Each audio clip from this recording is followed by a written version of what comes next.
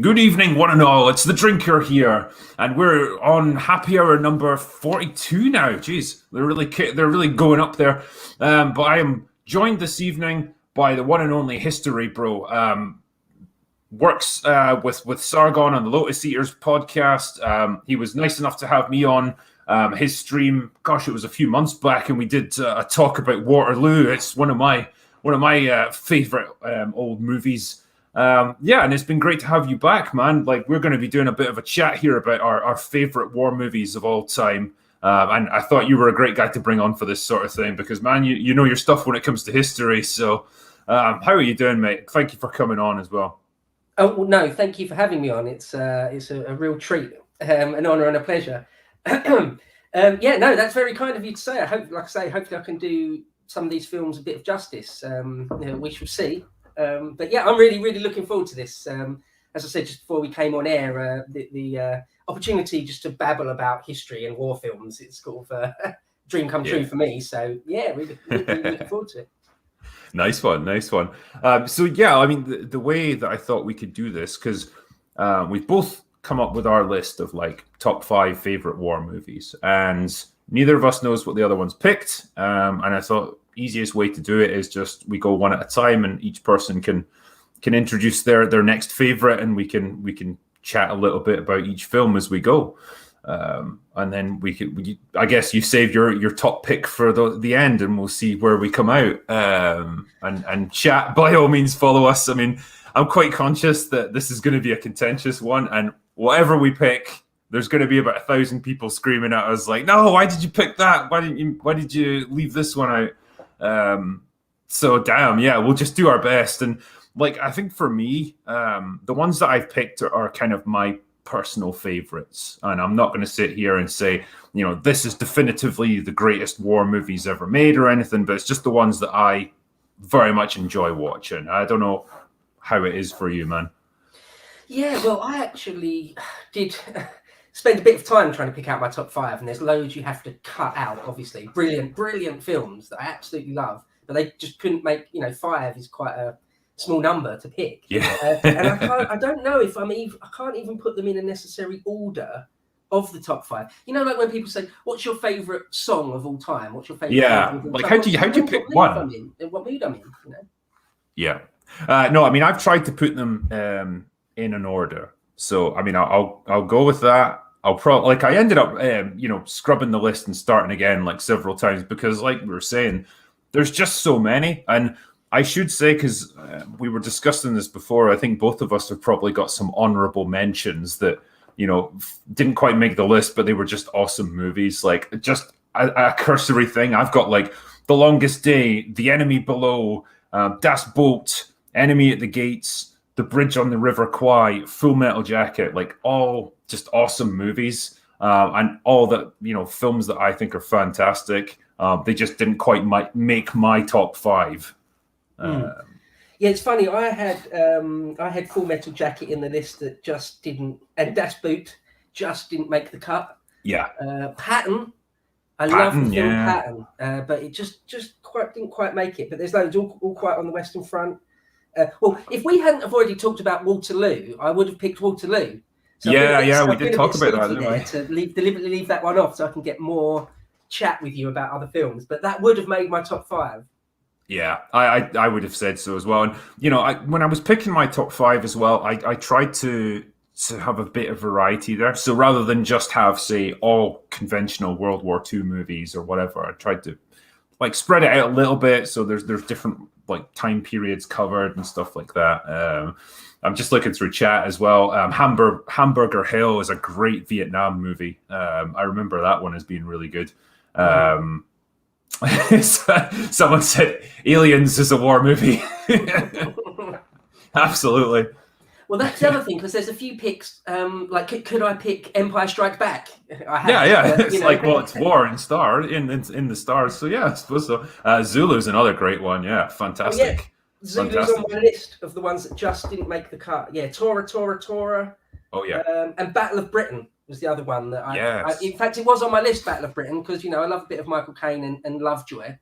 Yes. But it just didn't make the list. I've got, not to give too much away, I've got 2 World War Twos, 1 World War One, 1 Vietnam, and Napoleonic era one. Okay. I've got like 3 World War Two. So I was quite World War Two heavy, and I wish I hadn't been quite so much. But they were just favorites of mine. I've got 1 Vietnam one, and I've got 1 like more modern one. So I guess that's where I've got so far. I don't know. Like, should we introduce our first ones and see where we go ahead. Do you want to go first? Okay, so people that have watched my second channel may have guessed this one, but my number 5 pick was Where Eagles Dare, which is just a great it's kind of like a combination World War II movie and kind of spy espionage film. I just think it's brilliantly shot. It's so atmospheric. It's like a team of special forces guys that have been parachuted in behind enemy lines in the Austrian Alps because an American general has been shot down and captured, and he's got the plans for the D-Day invasion, so they have to rescue him. But as they make their way towards this castle where he's being held, which is just straight out of a fucking like cartoon or something. It's like this massive fortress up on a mountaintop. There's a guy within their team that's working against them and starts killing them off. And it's got Richard Burton and Clint Eastwood together in the same movie. Just fantastic. And the thing I love as well is that the climax of the film, where they manage to infiltrate this castle and get into where the general's being held. And it just becomes this incredible game of subterfuge and like bluffing. And you find out that the real purpose of their mission isn't to rescue this general. He's just a decoy. He's not even a real general. He's just an actor. But what they really want is the details of these German spies who've actually infiltrated MI6. And so they were able to bluff their way into getting this information. It's just an incredible scene, the way Richard Burton's character plays it out. But it's also got, when it comes to like the escape scene from the place, they've got all the action. You've got Clint Eastwood dual wielding MP45s to mow down a platoon of German soldiers. Like, it's just brilliant combination of action and intrigue. I love Where Eagles Dare, and it's got a kick-ass theme tune as well. Yeah, it's a very young Clint Eastwood, isn't it? And Burton is great. I've only seen that film a couple of times ever, and only just on TV. I never sort of owned it. And I only saw it for the first time when I was quite old. I was already in my 20s or early 30s, so it wasn't one I sort of grew up with, where a lot of my picks are. But yeah, it's a great film. Richard Burton is a powerful actor, isn't he? Very, very powerful. I think like millennials wouldn't really know him very well, but he's he dominates most scenes he's in, don't you think? Absolutely, because he's not a big guy. He's not a physically imposing guy. Like Clint Eastwood kind of towers over him, but he's just got that kind of magnetism about him. Likes a drink as well, or he did anyway when he was alive. And yeah, apparently he disappeared with like Richard Harris and I think Peter O'Toole in the middle of shooting this film. He went off on a bender for like an entire week. And nobody had any clue where he'd gone. And they're like, shit, is he even going to come back? Is he alive? Like, we don't know. So with Richard Harris? Yeah. Oh, right. Because he's a similar, if anything, he's sort of more of a presence than Burton, if that's possible. Like, yeah, well, that's the thing. Like, actor, So Burton went off with Richard Harris and Peter O'Toole. Like, the three of them were on a bender, like, somewhere in Europe. I think to this day, nobody quite knows where the hell they were. But yeah, like he was drunk throughout much of the production of Where Eagles Dare, but somehow he managed to play a sober guy. So shows how good of an actor he was. I remember there's a bit in that film where I think it's Richard Burton uses a radio to call London from the Alps. Calling Danny Boy or something. Yeah, broadsword like, calling Danny Boy. That's not possible. You couldn't do that in the 40s. That's just pure nonsense. But no, it's a great film from what I remember. But yeah, it's just one of those ones that I didn't grow up with. Didn't have it in like my VHS collection in the 80s and 90s when I was growing up. So I don't know it really, really inside out.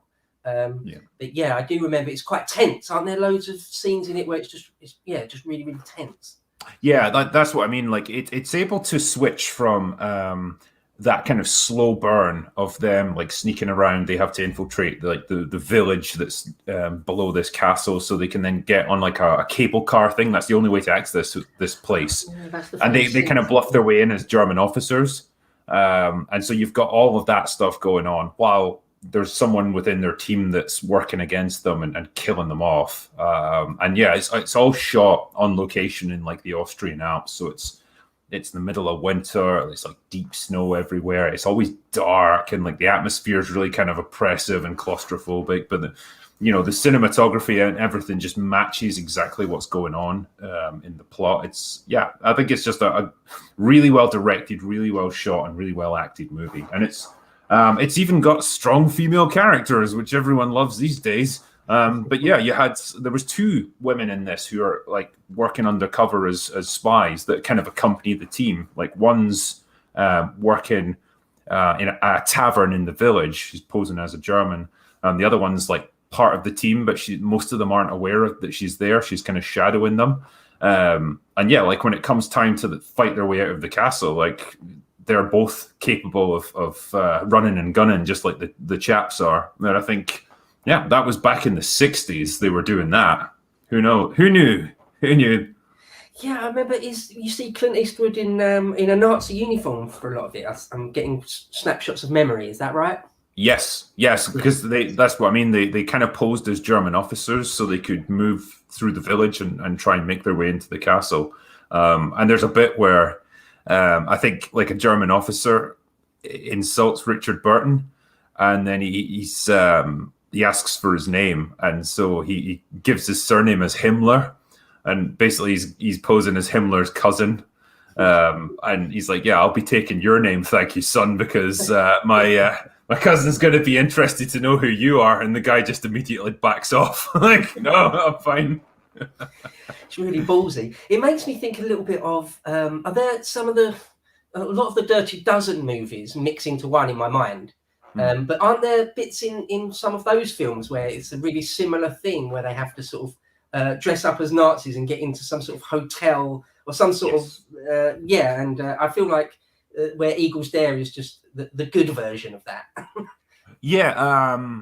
The sort of premise of the Dirty Dozen is that, again, they've got to get to a German chateau where there's going to be a big gathering of senior German officers, and they've basically they're sent in to assassinate them all.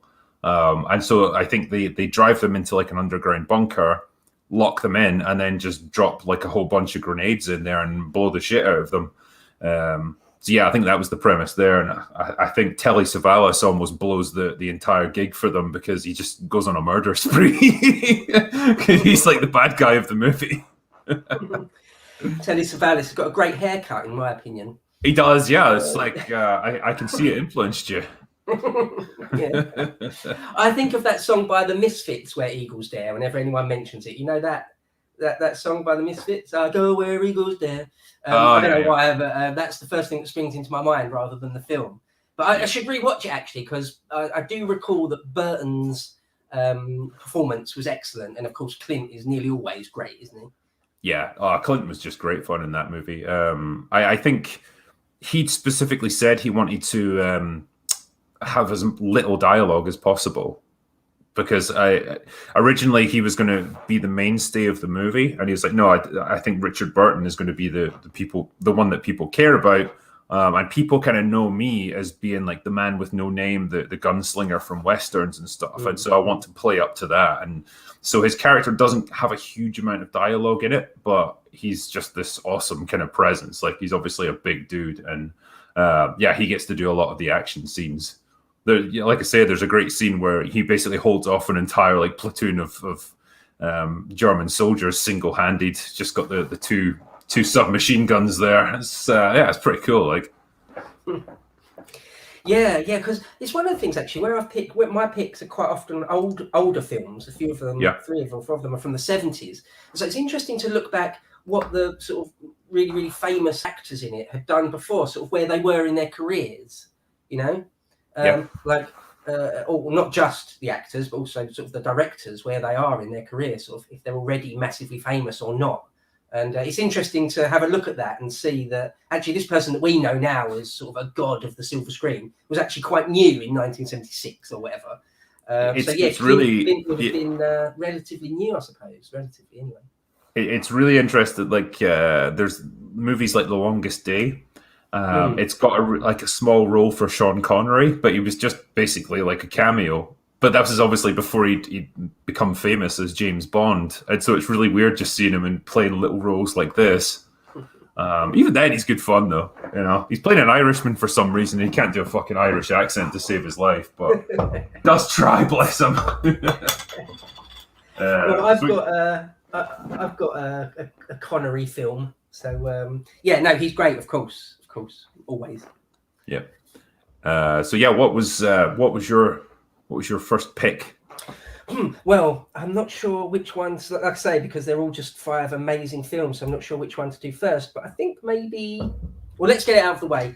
Apocalypse Now. Okay. The reason why I say let's get it out of the way is because it's of my 5. It's the one that's sort of really obvious, a little bit of a cliche, really. Lots of people think it's amazing. Lots of people say it's one of the best war films and almost certainly the best Vietnam film. There are some other good ones, of course, like Full Metal Jacket. But Apocalypse Now, I know that I rewatched your relatively short video about that actually the other day, just to make sure your feelings on it. Oh yeah, the Production Hell video, yeah. Yeah, it was a Production Hell one. So actually, I want to pick your brain a little bit about it because there were some details in there which I didn't know, even though I've watched the documentary, the making of the Heart of Darkness or whatever it's called, and a few other documentaries around it. So I know a fair bit. There were still a couple of details in there which I hadn't heard before, and I'm picking Apocalypse Now. That's my one Vietnam pick, and I like it because it's sort of surreal and a bit weird, and I feel like that's kind of real. When you read enough accounts of people that were actually in wars, in combat, not just Vietnam, but in sort of World War I and World War II, quite often they describe things like that are in Apocalypse Now, where it's just surreal. You don't really know why a thing is happening, and it's absurd anyway, and yet it just keeps going on. And you see, I feel like that's stressed quite a lot in Apocalypse Now. The scene where there's some bridge that they keep having to rebuild every night, and the Viet Cong blow it up every night, and they have to rebuild it, and there's just like fireworks going off. And it's just a weird, surreal situation. There's a lot of that in Apocalypse Now, and I think the further they go upriver, I think the more the movie emphasizes that. It's kind of like this. It's like all the sort of stereotypes of Vietnam dialed up to 11, like this weird psychedelic acid trip where everyone's like losing their minds, and all sort of discipline and command and control is broken down amongst the troops. They're like you say, that scene where they get to the last outpost and it's just this bridge that keeps getting blown up. And I guess it's like a metaphor for how futile Vietnam was, just the sheer destruction of it. There's a trooper there who's like hammering away at like a VC who's wounded out somewhere in no man's land. He's just expending hundreds of rounds on his machine gun trying to get this guy, and they end up using like one dude with a grenade launcher to take him out. And and that guy just seems completely stoned and out of it.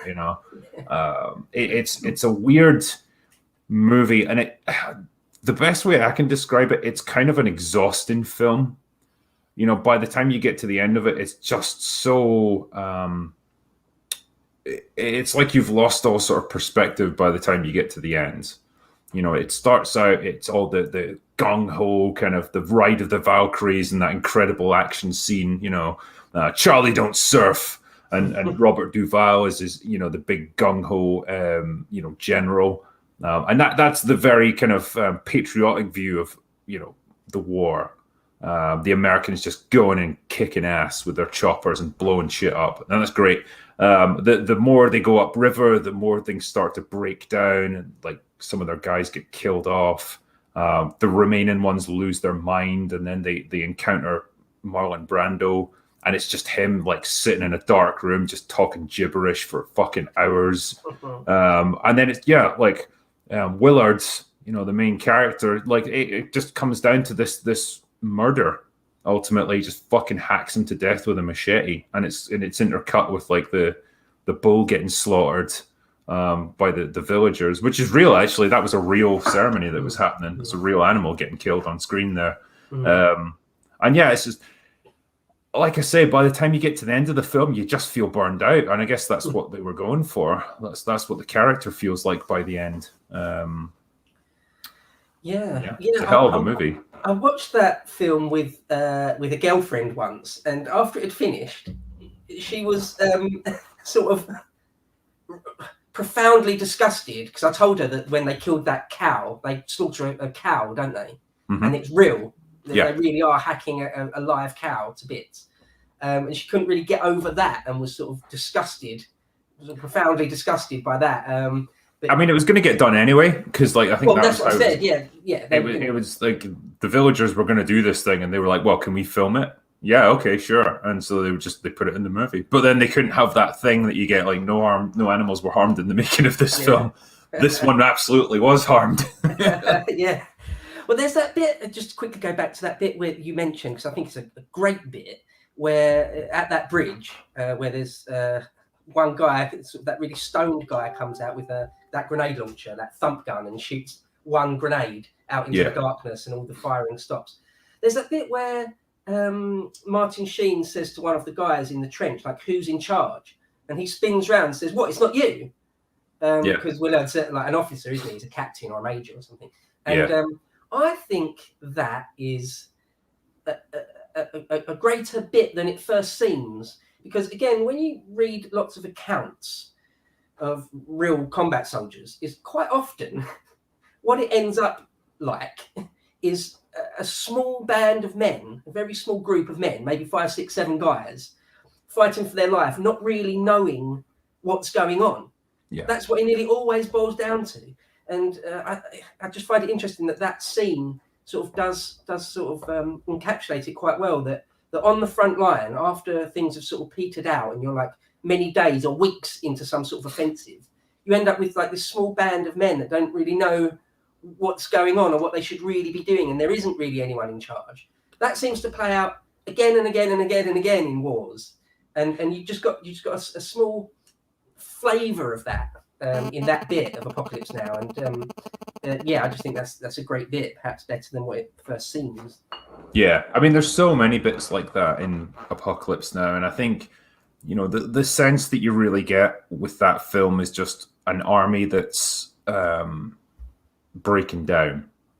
You know, they've got all the weapons and all the equipment they could ever ask for, but like they are just stuck in a hellhole that they are losing sight of what they're fighting for. Most of them are just like, they want to get the fuck out of there. And, you know, you get scenes like that where discipline and command is just broken down completely. And it's just guys fighting for their lives. And I think, again, that's what you see more and more of as the film progresses. You get further and further away from the coastline and deeper into Vietnam. I love the bit where they're just moving upriver and like there's the tail fin of a B-52 bomber just sticking up out the swamp. You know, it's just like they don't say anything; they just cruise on by it. But again, it's just wreckage of war everywhere. You know. And like the 4-star clowns back at the Pentagon don't really know what's going on. And Marlon Brando, again, great performance from him. Completely not what they wanted from him, but he just did his own thing in this movie. He was famously a nightmare to work with on this film. He showed up like totally overweight and hadn't learned his lines. He hadn't read the book Heart of Darkness like they asked him to. And I don't know. Basically, he was just being an asshole and being Marlon Brando. And then I think it was I can't remember what they did, but they basically like locked him on a boat or something for like a good few days. And I think he had a copy of the book with him. And eventually he came out, he'd shaved his head, and he's like, right, I'm ready to be Colonel Kurtz now. And then they pretty much just filmed him, you know, talking absolute nonsense for hours on end. Just whatever he wanted to say, they just filmed it. And you got the highlights in the movie. That's what he's he's sitting there talking about how they can drop fire on the enemy, but they're not allowed to write the word fuck on their planes because it's obscene, just stuff like that. That's all just made up by him. And I think by the time he got to the end of that, like he just said to the director, he's like, Francis, I've gone as far as I can go with this. If you need more, then you're going to have to get a different actor because I'm done. And then he just fucked off, and that was him done. Jesus Christ. Yeah, so people, well, Insane. so Francis Ford Coppola and Brando had already worked together on The Godfather. Yeah. Which had been massively successful, won lots of Oscars and things. And Brando was, sort of Hollywood royalty, wasn't he, by that point? He was, yeah, but he was, I think by this point in his career, was having a lot of personal issues and just becoming increasingly difficult to work with. And they famously fell out over this movie. And I don't think they ever really spoke again with each other, because it was such a difficult experience getting it made. What about Dr. Zhivago? I think that was after. I think True Romance, when they keep saying it's a great fucking movie, Dr. Zhivago. I would need to check actually, but as far as I was aware, they really fell out after Apocalypse Now, and that was essentially them done with each other. But I could be wrong. So there's that thing where, sort of famously, it was, as you say, like a production hell, and it's based on the book by Joseph Conrad, Heart of Darkness, where it's not set in Vietnam. Of course, Conrad was writing in the early 20th century. It's set in Africa, isn't it? I haven't actually read Conrad's Heart of Darkness, I must admit. Kurt's in the book is meant to be like really thin, like he's ill and he's emaciated and stuff, and that's kind of what they wanted Brando to do. And then he showed up, obviously, like really overweight, and they're like, "Oh Christ, what are we going to do with this guy?" So they had to shoot all of his scenes basically in the dark, so you couldn't tell how big he was, and that was their way of trying to hide it. But man, it was touch and go.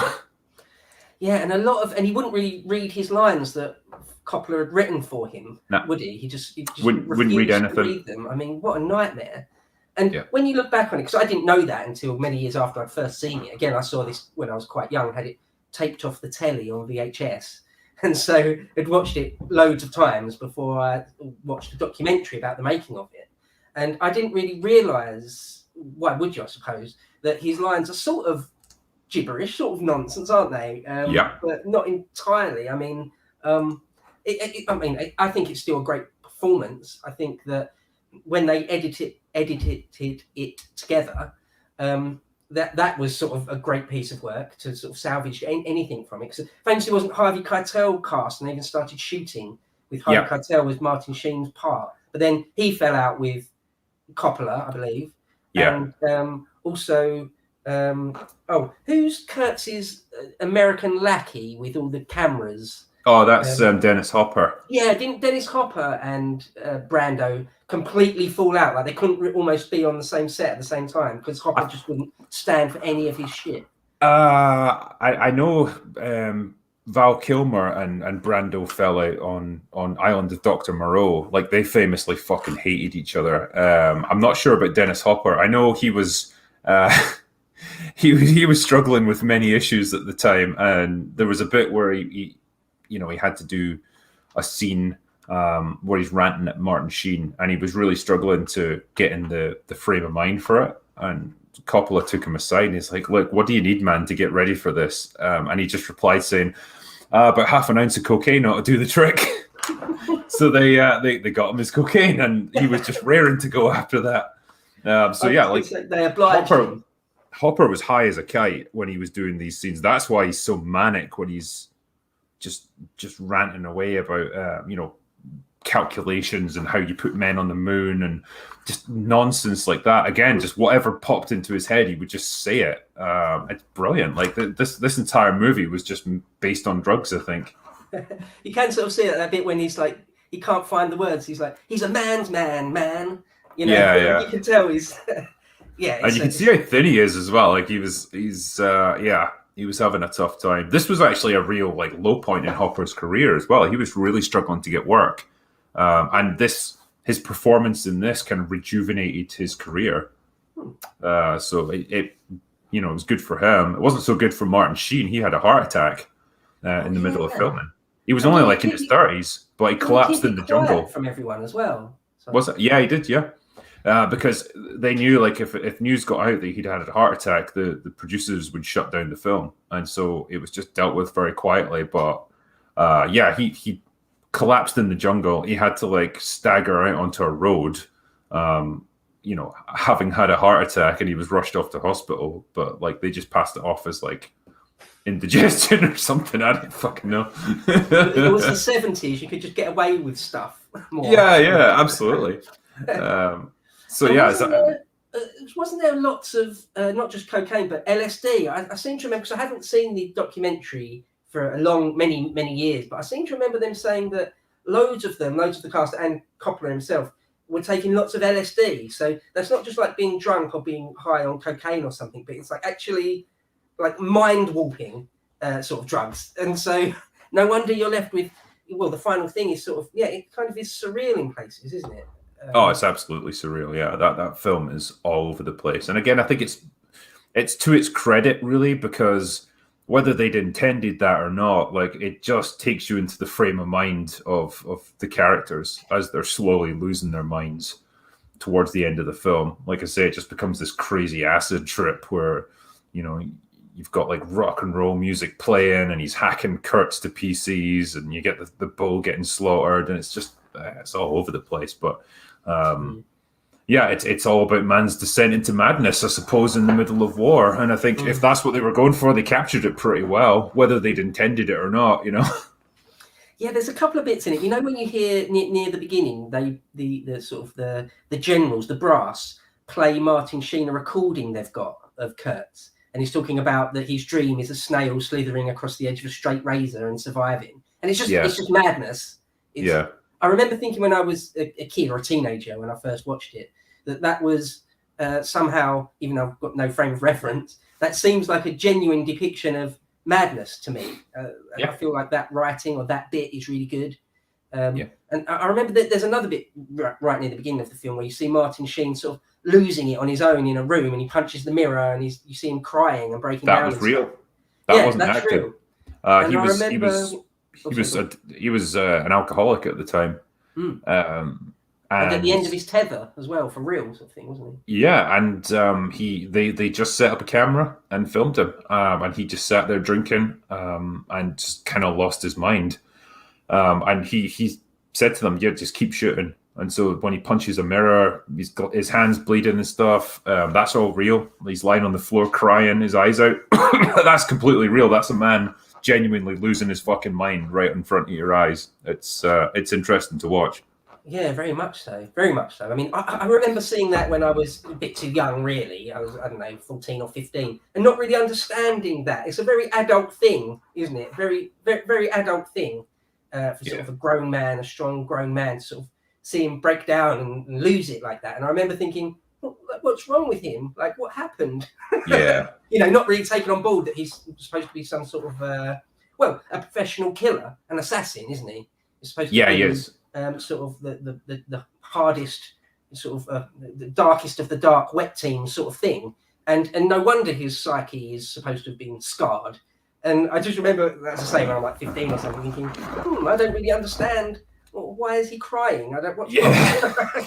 It's like, well, yeah, it's one of those things where you see the aftermath of the movie, and then it kind of cuts back to explain how he ended up like that. And so, yeah, that's the kind of movie. It's almost in reverse, you know. So yeah, like Apocalypse Now, a solid pick for sure. Oh, can I ask one more thing about it? This is the thing I wanted to pick your brain about it. In your little video, your sort of 10-minute odd video, you say that there was something about how, because it was all filmed in the Philippines largely, I believe, and you said something about how real cool, because there was a real civil war going on in the Philippines at the time, and some of the helicopters are actually being used on real live exercises in between takes. Yeah, they kept getting called away, basically. That's why it got delayed so much. But you mentioned that there was sort of real bodies at one point, like real cadavers or real dead bodies or something, and that in the background when they're supposed to be deep in Cambodia, and there's sort of some real bodies, and that the production might have been in modern times bloody prosecuted for doing something wrong. What's that? I've never heard that. What's that all about? I think they went to a local morgue, and a guy was able to hook them up. Yeah, they're real. I didn't believe it until I read it. Yeah. That is mad, isn't it? That is kind of mad. That is next level. Like, I would not want to be on that fucking film shoot. Yeah, I think when you see that, when you get to the stage of like, yeah, we're shooting this scene and there's actual real dead human bodies that we're using, I'd be like, nah, it's time to call it quits, I think. Yeah, it's getting a bit too real. So do you want to move on to your second pick? All right. So my second pick is The Big Red One.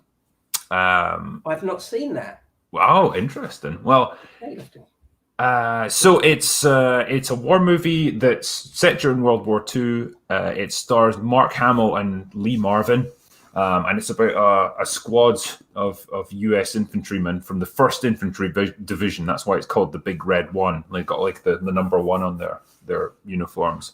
And it's their experiences basically going all through the war. So it starts off with landing in North Africa and fighting there, Sicily, landing on Normandy during the D-Day invasions, moving through Northern Europe, and they even liberate a concentration camp at one point, and then it kind of culminates. I guess the way to explain it is like, Lee Marvin is like the Sarge, he's this grizzled veteran, and he fought in the First World War. So the movie opens at the very end of World War One, where the armistice has been signed, but he doesn't know, and so he's out in no man's land. He's been caught there or something during attack, and a German soldier is trying to surrender, and because he doesn't believe that the war has ended, he attacks him from behind and kills him with a bayonet. Then when he makes his way back to his own trench, he's told that the war has ended. He's like, well, it is for him anyway. He's quite cold about it. Then you go forward 20 years and it's him again, obviously a lot older now, and he's getting ready to land in North Africa with his infantry squad, and it's kind of narrated by one of the members of the squad. And I think it's kind of loosely based on the director's own experiences during World War II. He was a veteran. I think this is probably the last movie that was made by a guy who was actually in the Second World War. I think it was 1980 it was made. So he was getting quite old by that point. But yeah. It describes their various experiences. They fight in different theaters. They have to take out snipers, for example. When they do the D-Day invasions, that it's like the whole kind of scene there is them trying to get off the beach because like they're pinned down, obviously, like so many of the troops were. And the only way to do it is one of those Bangalore torpedo things where you have to like get them into the barbed wire and blow them up. And it's like the Sarge has to keep sending guys forward to pick up this big explosive thing and shove it into the barbed wire. And every time they do, they get cut down by machine gun fire. So they get it a little further forward, and he has to just keep picking people to do it. It's like putting them into a firing squad. But they eventually, make it ashore there. There's a kind of subplot where Mark Hamill's character is, he's afraid to kill people. He's afraid to fire his weapon. And so there's a couple of times throughout the movie where he's got a shot at someone, but he doesn't take it. And his buddies are starting to get increasingly suspicious of him. Like they're worried that he's not going to have their backs. And I think the bit where he finally does manage to kill someone is where they liberate a concentration camp. And they're making their way through this place, and he gets to like one of the sections where the big ovens are, and there's like a German hiding in one of them, who tries to shoot him, like basically hiding amongst all these charred bones and stuff. But the German's gun jams, and that's when he finally is able to kill someone. And yeah, it kind of culminates in 1945 where the armistice has been signed once again. Lee Marvin had he's befriended one of the children that they liberated from the camp, but he's so kind of weak that he ends up passing away. And so he's distraught by this, and he's sitting there on his own that evening. And again, a German soldier approaches him and tries to surrender. And just like at the start of the movie, he ambushes him and knifes him.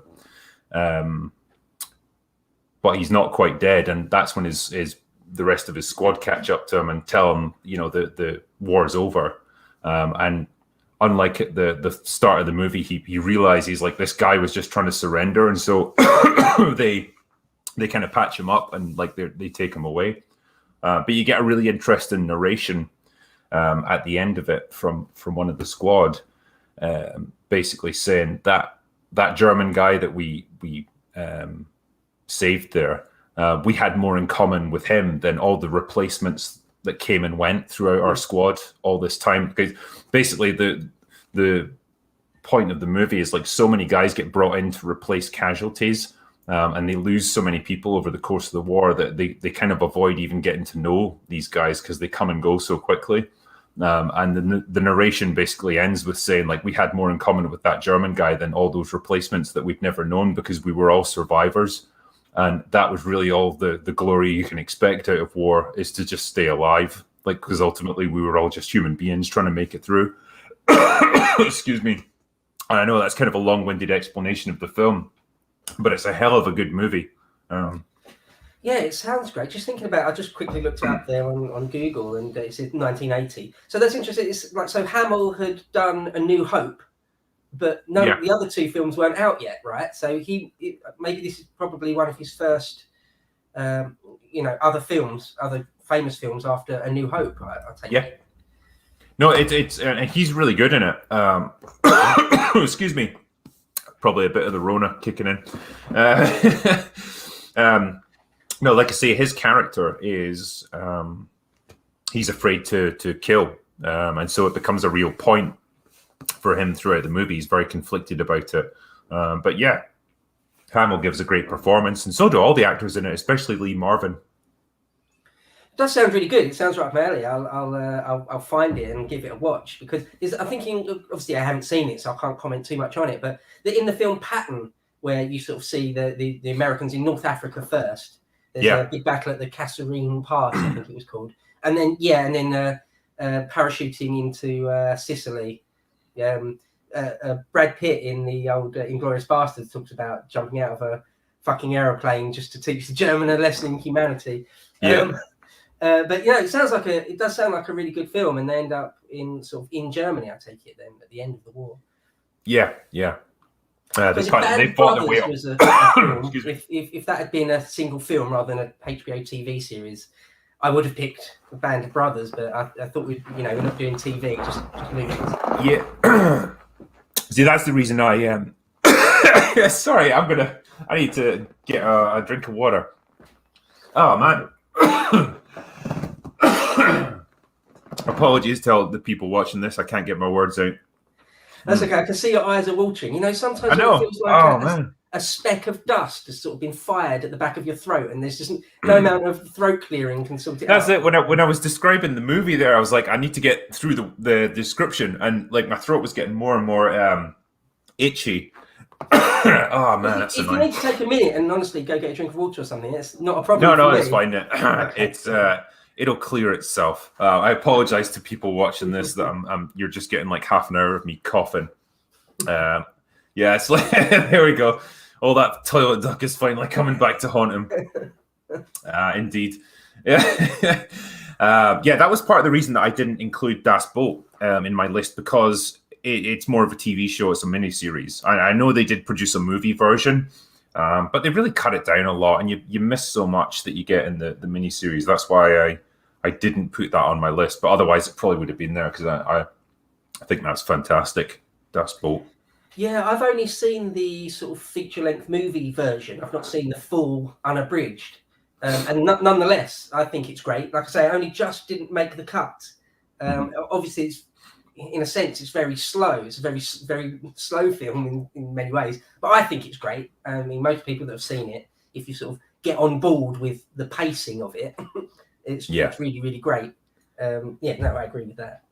Yeah. So yeah, that was my number 4 pick. So what have you got for us? Okay, I'm going to go with.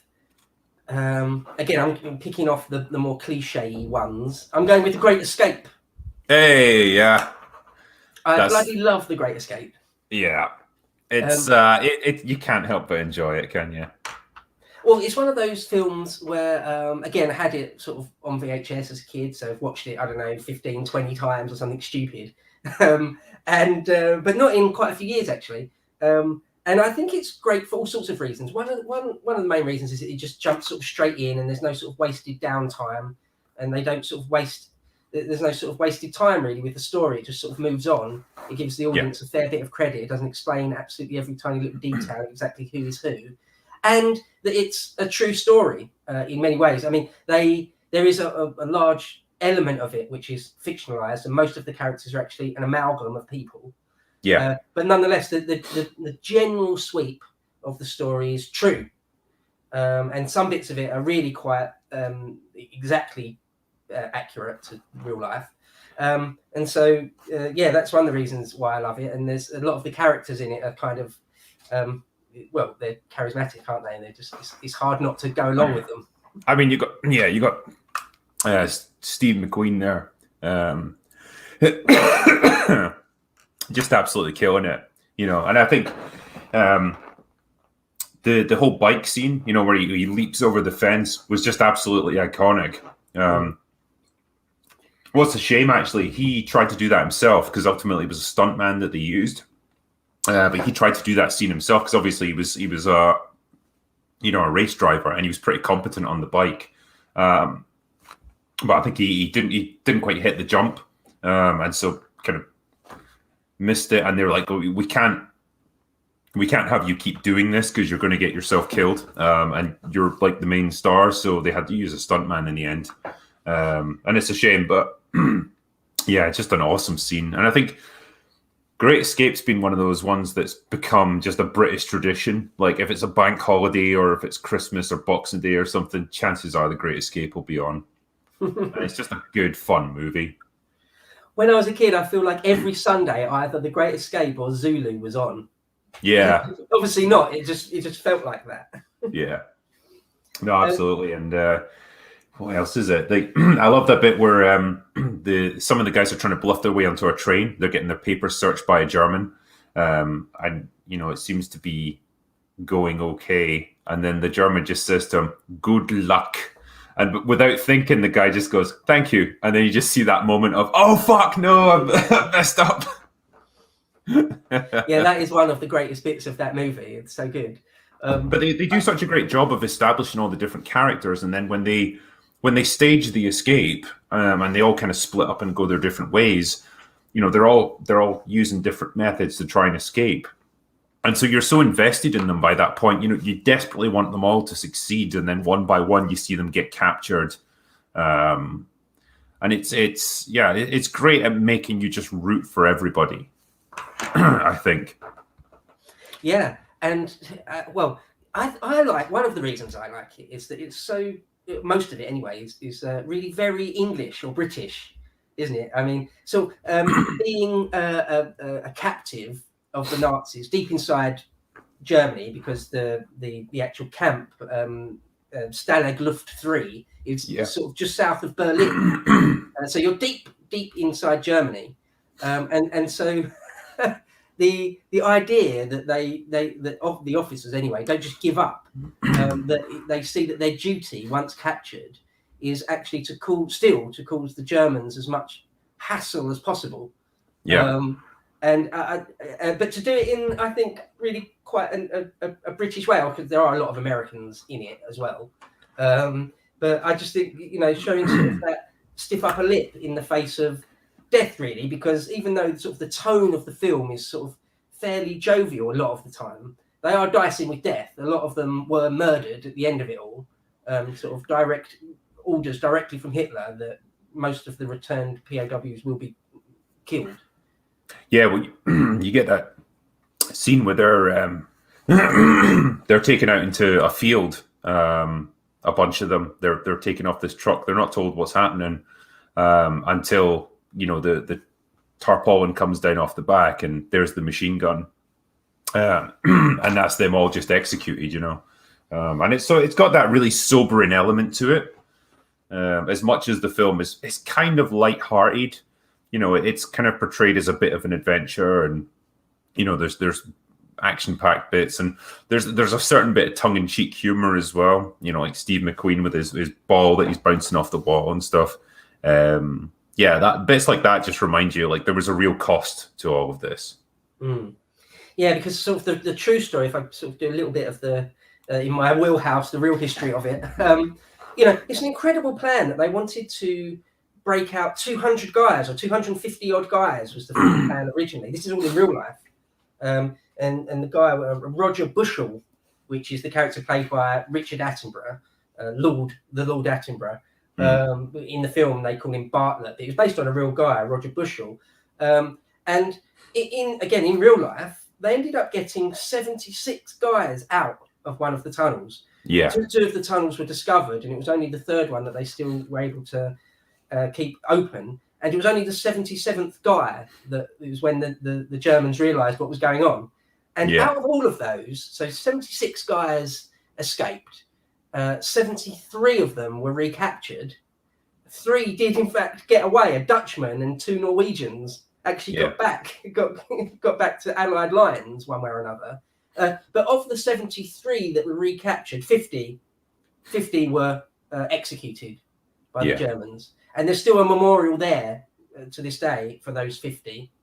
It's but there no Americans. None of those 76 guys were Americans. So the Steve McQueen bit is pure Hollywood. There you go. But I think that's part of it's kind of a symptom of the movie being a mostly American production, I think, and it's kind of one of those little ironies that it's seen as this British tradition of watching The Great Escape at Christmas and stuff. It's seen as a British movie, but it kind of wasn't. It was a Hollywood movie, and it's got a largely American cast, apart from Attenborough and a couple other guys. But we've just embraced it, and like you say, I think it's really got that British stiff upper lip style just perfect, and I think that's why it's appealed so much. But it's just a great fun movie, and it's such a satisfying film to watch. Like it's a classic pick, and it's funny because I didn't have it on my list because I kind of thought you might have had it. So I'm glad you did. It was kind of the same with Apocalypse Now. I figured I don't want to just pick the same ones as each other, so I'm glad that you picked that one too. I was worried. I thought the exact same thing about Apocalypse Now. I thought if there was going to be any crossover, that might be the one. But one of the things I wanted to mention just real quick about The Great Escape is it came out in 1963, which is, it's less than 20 years after the real World War II. And so, a lot of it is authentic. They rebuilt the camp for the movie, but it was in southern Germany, it was near Munich. The real guys, so a lot of the real survivors, were sort of, what would you call it, advisors on the movie, and they told them exactly what the real camp, Stalag 3, was like. Exactly, how the huts were created and how they're all laid out and how tall the fences were and everything. And so I think with The Great Escape, even though it is, a Hollywood fiction in a lot of ways, lots of it, people that were actually there say, oh no, it looks perfect. It looks exactly like the real thing.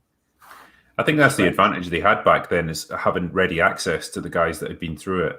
Obviously, you can't do that now. We just don't have them. But back then, it was a lot more feasible. It's pretty cool stuff. I was going to say as well, actually, because we've done a few of these movies now, but there is quite a few super chats here. So I wonder if we could maybe do a few of them just so they don't pile up too much by the end. Yeah, of course. I've noticed you're having a beer. You don't mind if I have a drink also? Crack on, mate. It's practically obligatory at this point. Well, I bought some JD. Hey, man after my own heart. There you go. I don't even like JD.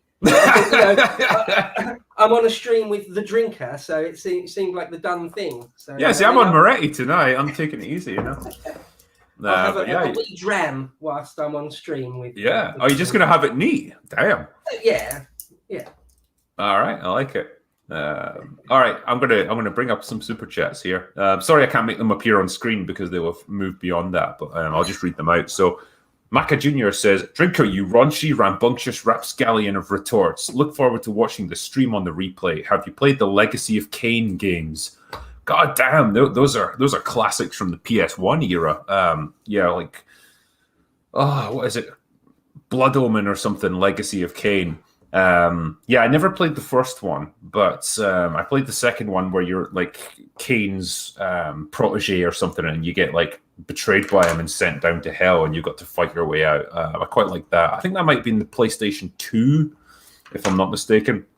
But yeah, like they're late 90s, early 2000s. They were pretty decent games back in the day, as I recall. I never played those. I did own a PS1, and the only game I seem to remember playing loads on that was Red Alert. Played tons of Red Alert on the PS1 for some reason. Red Alert was a classic, man. Honestly, it was great fun because I remember you could get a link cable. Yeah, that's not going down too well, is it? It's an acquired taste. You could take your PlayStation around to a mate's house, right, and get a cable that would join them together, so you could play against each other on Red Alert. That's what you had to do in the days before high-speed internet. You had to like physically link the PlayStations together and bring a TV as well. Fucking hell. It was a big investment. TVs and two PS1s in the same living room. Yeah. Right, what's the next one here? RRTNZ says, "Hail Drinker, Slush Sultan of Storytelling. Love the Halloween content and would also love to hear you discuss V for Vendetta for Guy Fawkes sometime. Different from Moore's vision, but still compelling. Cheers." Well, that's a good point, actually, because we're almost on November the 5th, so I think that'd be a great time to do V for Vendetta. I really like that movie. Yeah, that's a bloody great movie. Yeah. I haven't seen that again in years, and I feel like it's sort of passed into popular consciousness in not necessarily a brilliant way, but the original movie is great. I seem to remember I've seen it 3 or 4 times.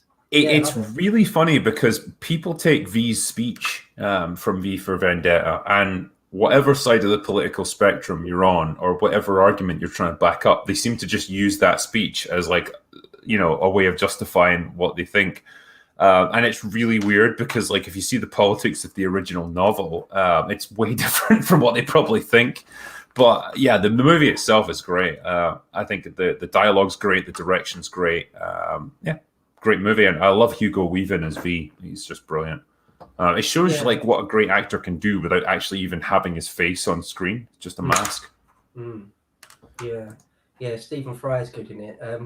Don't you see Natalie Portman dressed up as a little girl at some point? I seem to that image was in my mind. There's a bit where I think they have to get a priest or something. Oh, that's it. Yeah, the young priest. That's it. Yeah. And so she's there in like a ballerina outfit for some reason. Like Natalie Portman was young when this film was made, but she wasn't that young. It was really weird. Yeah, she was an adult. Yeah, totally.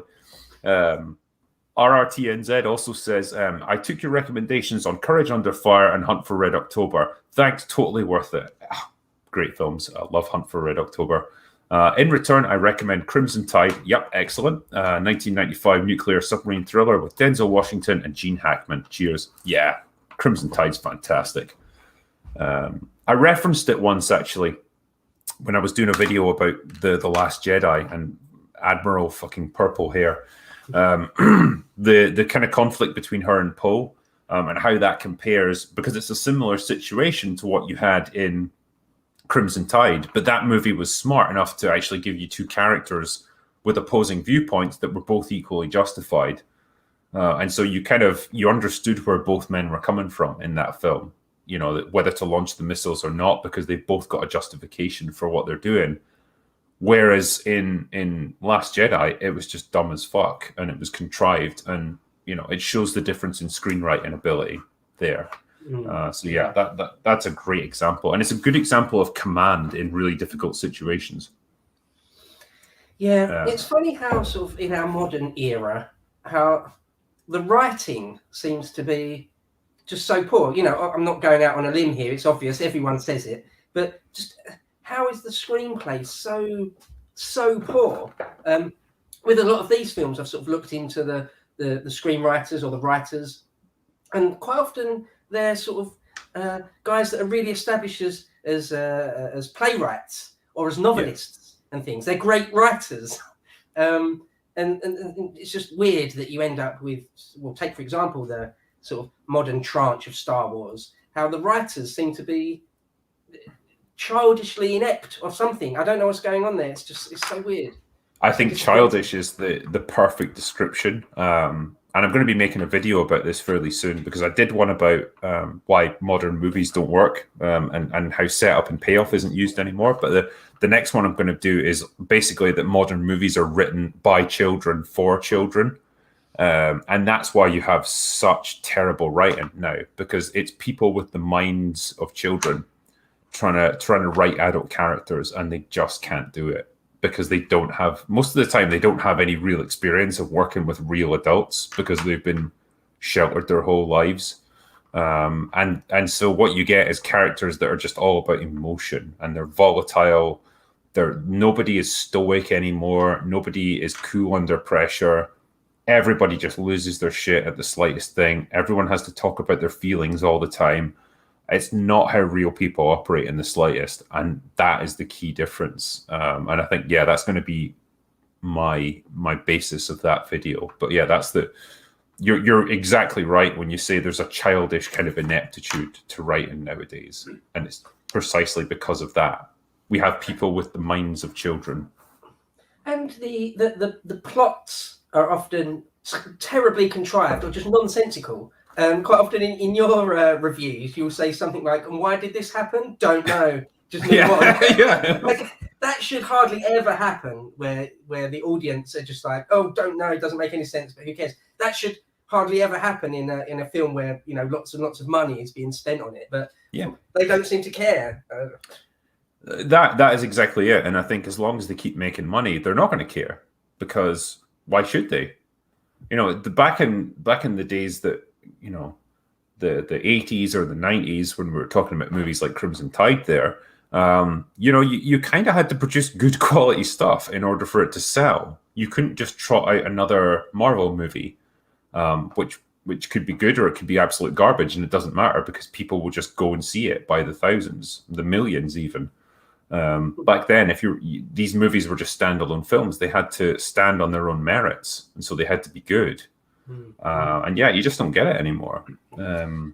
It does make me think of that bit we just spoke about in Apocalypse Now, where Martin Sheen sort of breaking down in that hotel room, punching a mirror and crying his eyes out, with no real explanation. There's no voiceover saying this is what they say, sort of a post-traumatic stress or whatever. It's not really explained. It just shows you it and leaves you to understand what's going on. That would not happen now, right? They wouldn't have the confidence, I would have thought, as storytellers to do something like that. That's what I feel anyway. And what a disappointment! What an indictment of our modern world.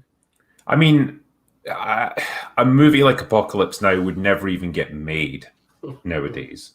When you see what they went through to make that movie, and the kind of crazy shit that was going on set, none of that would be allowed nowadays. It just wouldn't be allowed to happen. It would be all safe and controlled. In fact, it would be in a nice, comfortable studio somewhere, and like the Vietnam jungle would just be a green screen behind them. So nobody would be even slightly inconvenienced while making this film. And you wouldn't get that rawness that you got with these older movies. Again, like movies like The Deer Hunter and stuff, you wouldn't be allowed to make a film like that nowadays. And this is what I end up coming to a lot when I do these live streams, when we talk about films that are a bit older, even relatively recent ones. Like Az and I talked about Tropic Thunder, and there's a lot of like humor that would never be allowed nowadays in it, but it's funny as fuck, and like we can all see it, but we just know it wouldn't be allowed nowadays because it would offend someone. And that's the world you live in now. You've got this weird sanitized, childish, infantilized sort of way of making movies, and it's just bland as anything. That's not even that old, is it? Tropic Thunder. What is that? 10 years old? I think it's about 2008. Yeah, so about 13 years. Still not that long ago, and yeah, you're absolutely right. There's loads of things in that. They just wouldn't happen now. I feel like on the set of Apocalypse Now, if like some blue-haired Karen would see someone doing a line of coke, and they'd be squealing them up on Twitter within 20 seconds. Oh yeah, getting it closed down. You would see it. It'd be like toxic masculine behavior on set. Shocking revelations, and it's just nothing would be allowed. There would be none of this crazy, like, intense artistry that was going on in films like that. It would just be too much for these people. And it would trigger them because it invades their safe space, whatever the word is. I don't know. And yeah, like we don't live in that era of cinema anymore, and I don't think we will ever get it back. That's the sad thing. Unfortunately, I think you're right. Unfortunately, but anyway, let me see what the next one here. Stephen Lanuto says, "Hail Drinker, dropping my super chat early because I'm at work. Any chance you'd review Crimson Tide?" I've talked about Crimson Tide already. Also, have you seen Brotherhood of the Wolf? Love Great Escape McQueen on your pick. Here's to Big X. So I haven't seen Brotherhood of the Wolf. Obviously seen Crimson Tide, and we've talked about that, and I've kind of got a video that covers it already. And yeah, I think we both love Great Escape, so we've covered those too. Drive-by commenter says, "Hail Drinker, great choice of topic, especially since there's no vanity in these films like modern films. The dangerous experiences are the star of the show. Characters are simply defined through them." I would agree, very much so. Morlock's Abyss says, "Greatest war movie ever is clearly Braveheart. Fisticuffs for anyone who disagrees." It's a great. It's funny, I didn't even really think of Braveheart as a war movie as such. It's like a historical epic more than a war film. There's definitely war in it. There's fighting for sure. Yeah, no, I really love Braveheart. I know a bit about the real reign of Longshanks, a fair bit, and William Wallace and his historical shakiness. And yet, I think Braveheart is a great film. Obviously, it's historically way off. But if you can sort of see past that, I think it's a great story. I think it's a great movie. I think it's done really well. I mean, it's a bit corny in places. Nonetheless, sure. I do really like it. I think it's a great film. Yeah. It knows exactly how to pull at the heartstrings and all that, and yeah, like they definitely knew how to pull on the whole patriotism, and how they framed Wallace and stuff, like as a freedom fighter. So yeah, it's definitely effective as a Hollywood movie for sure. Unhinged here says, "The Drinker is back. I've got a box of Kleenex and extra lotion ready." Well, pucker up, son, because you're going to need both. Chuxenhausen says, "This will be legendary, just like the legendary happy hour of Cobra Kai Season 4, with Drinker, Az, and Gary when it comes out in December. Go Hawk." I'm looking forward to that, man. That's going to be great fun. I'm going to bring you on, Chuxenhausen. If you want to come on and talk about Cobra Kai when we do it, you'll need to come on because we know your passion for that. Willow Wookie says, "Mandem." That's all we need. Mandem. Krusty Jugglers says, "Hail Drinker, you eloquent yet rugged destroyer of the message. Full Metal Jacket should never be remade. They'd probably cast Melissa McCarthy as Hartman. Sorry to put that image in your head." Jesus. I can't unsee it. No, I hope they don't remake that. There's no talk of that, is there? I hope not. No, that's not a film you could remake now. No fucking way. It's Kubrick, isn't it? And he's sort of a unique talent, wasn't he? Yeah. If they remade it, it's gonna be shit in comparison, isn't it? Yeah. Absolutely. Yeah. Kubrick was one of a kind when it came to filmmaking, and you'll never be able to equal that kind of intensity. Do you know what we said just before we came on this, that there's a scene in American Werewolf in London which sort of traumatized me. I was far too young when I saw it. I was about 11 or 12 when the sort of weirdo monster Nazis break into the building and kill everyone. There's a bit in Full Metal Jacket when Private Pyle blows his own head off. It's really quite graphic, isn't it? I mean, it's very graphic. Shoot himself in the head. Because it's not just blood that you see behind him; it's like chunks of brain and everything. Yeah. Yeah, and again, I saw that I was a bit too young. I don't know how old I was. I don't know, 13 or something. And again, that sort of stuck with me a bit. So, but nonetheless, that is a bloody great movie. That also, doesn't it, highlights the sort of absurdity of it a lot. Yeah, I think the point, I as far as I understand it, that Kubrick was trying to make there is like it's the dehumanization of the military, because the whole point is to break down all their individuality and just make them into machines that fight. And there's even a voiceover from, I think, Matthew Modine's character saying that, you know, the further they get through this training, the more that they were starting to break down as people and get remade as like these fighters, these killers that the drill instructors were struggling to control. And that's exactly how they wanted it. That's how they liked it. And that's pretty spot on. And you see, there's always going to be that guy who doesn't cut it, and that's why you get Private Pyle, who's just bullied because you know he's a bit incompetent and he's overweight, so he can't keep up on runs and all that. And yeah, he loses his shit obviously and kills himself. And he takes the drill instructor with him, who's legit like one of the best characters like that you could ever get, because it's R. Lee Army, isn't it? His name is. A real drill sergeant from the Marine Corps, and yeah, he was an awesome character. I think he was just pretty much playing himself, wasn't he? Yeah, I don't know if this is right, but I heard somewhere that they got him on the set to sort of coach the actor who was going to play that part, and Kubrick was like, "No, why don't you just do it? I want the authentic thing." And so Gunny is actually, was a drill instructor. And so, yeah, you can't get any more authentic than that. It's great. I think a lot of these, a lot of these ex-military guys, they become like military advisors for war films like that.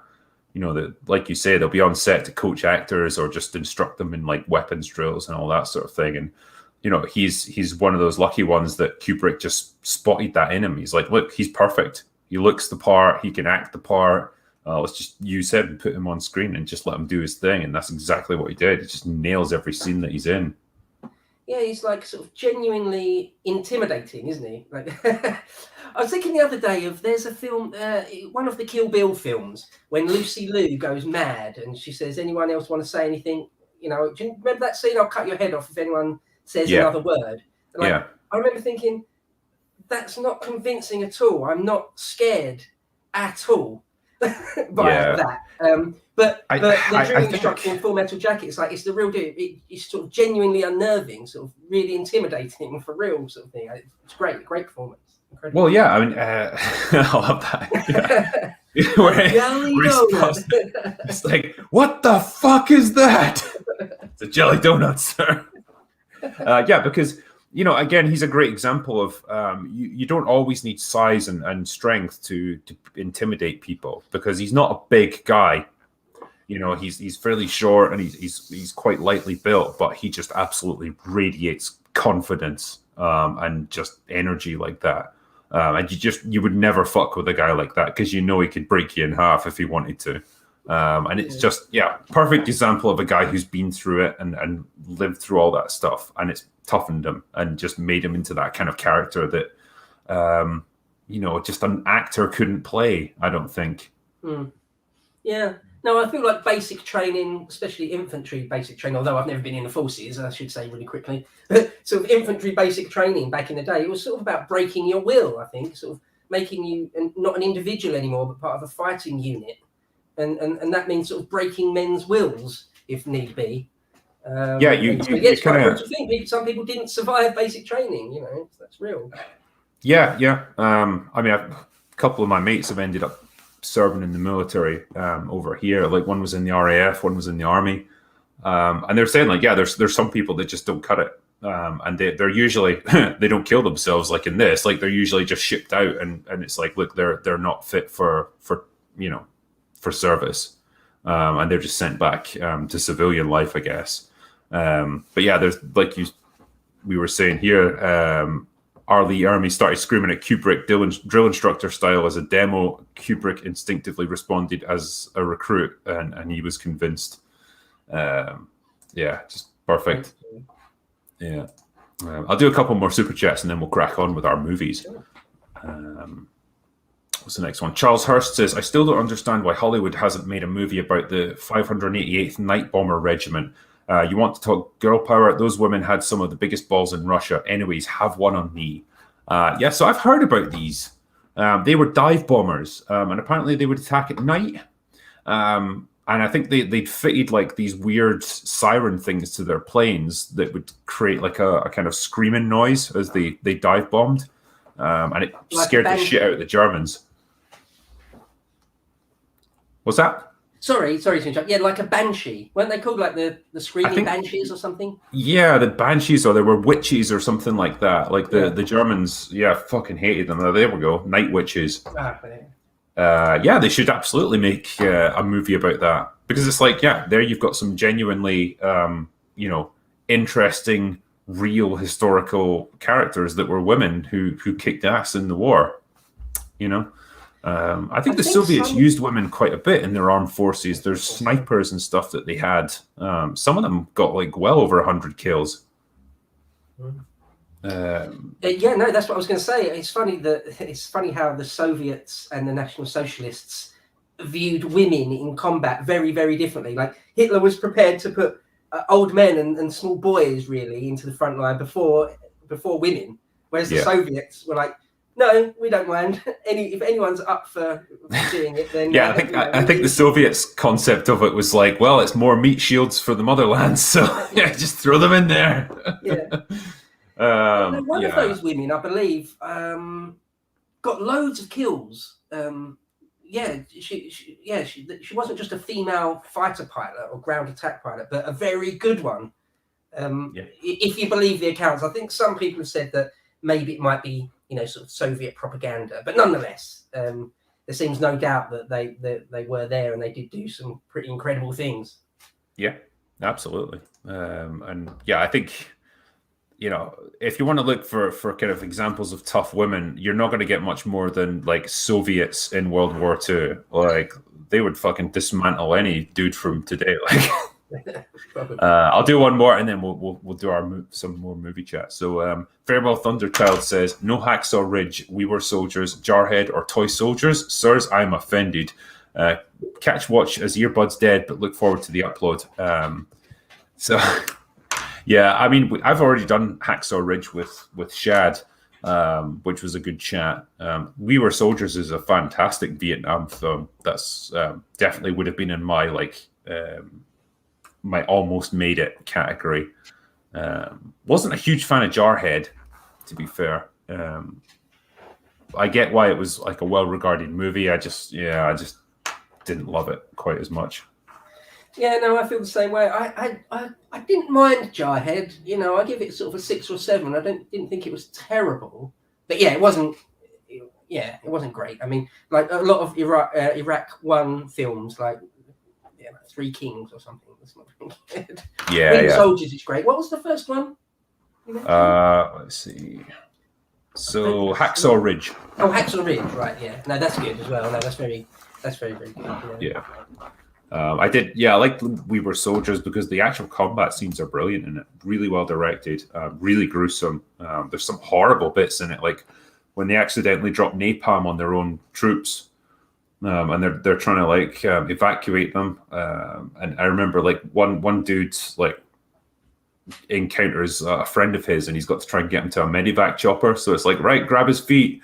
We'll pick him up, and because he's been so badly burned, the skin just kind of comes right off his legs as he's trying to pick him up. It's awful. It's gruesome stuff. No, it's like the same with Saving Private Ryan. A lot of the violence is ultra realistic. It seems anyway. I've never been in a battle, but it seems sort of almost ultra real. So I'll if it's all right, I'll tell you my next one. So my next pick was Black Hawk Down. Okay, cool. So I'm going more modern this time around. It's I'm sure everyone knows it, but it's the story of a US Special Forces group that was sent into Mogadishu to take out an enemy commander, and they ended up getting bogged down in basically a siege. So it was like 100 guys versus something like 2,000 enemy militia, and it's just an absolute pitched battle for about 2 days straight. Just incredible battle scenes, a great example of like the professionalism of these guys, like just facing incredible, overwhelming odds, but like standing their ground and just using superior training to hold their ground. And the fact that they don't leave a man behind. There's various times throughout the movie where they have to go back for people, or they have to try and evacuate people from a helicopter crash site. Because obviously the title of the movie is Black Hawk Down, and like their transport choppers keep getting shot down, and that means they have to then rescue the crew that are downed in these things. Just an overall great film, like really solidly directed and a great cast. Yeah, they leave Spud behind, don't they? I think that's by accident. Like they'd forgotten about him or something. Yeah. No, that's a great pick, actually. That's really good. Of course, the real story, again, it's quite. It seems it's quite faithful to what really happened. That is a really good pick. I've seen it a few times. There is that. Do you find with Black Hawk Down that there's a bit of? I suppose it happens in all war films, but a little bit of the dehumanization of the other side. They call them skinnies quite a lot, don't they? And they're not disposable, like soldiers, like foot soldiers from a Turtles movie. They're just there to be down. There's not a lot of characters in the other side, is there? Not that I'm bothered. It doesn't really bother me or anything, but it's very much told from the US point of view. So, like you say, you don't really get to see it from the Somalis' point of view because their casualty rate must have been horrific. Like they get cut down by the dozen in this film. But I think it was really just, I guess, meant to be a story of survival against the odds. There's some pretty awesome, pretty awful scenes as well. Where their Humvee gets blown up by RPGs, and one guy's lying on the ground. There's like nothing below his waist. Basically, he's been blown in half. Stuff like that. Like some really gruesome death scenes. But also the incredible acts of heroism. I think it's just a really well done movie.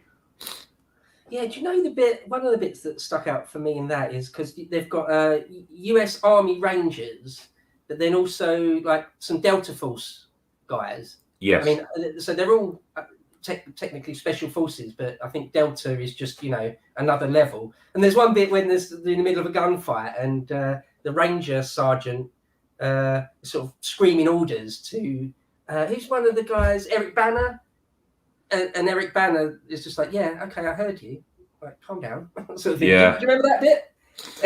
I think the way the operation was structured is that the Delta Force guys were to go in and assault the building and capture the enemy commander, and then the Rangers would come in to back them up and help them evacuate because the Rangers were less experienced. In terms of obviously they were still elite troops, but they didn't have the same level, like you say, as the Delta Force guys. I think it's Tom Sizemore who's in this.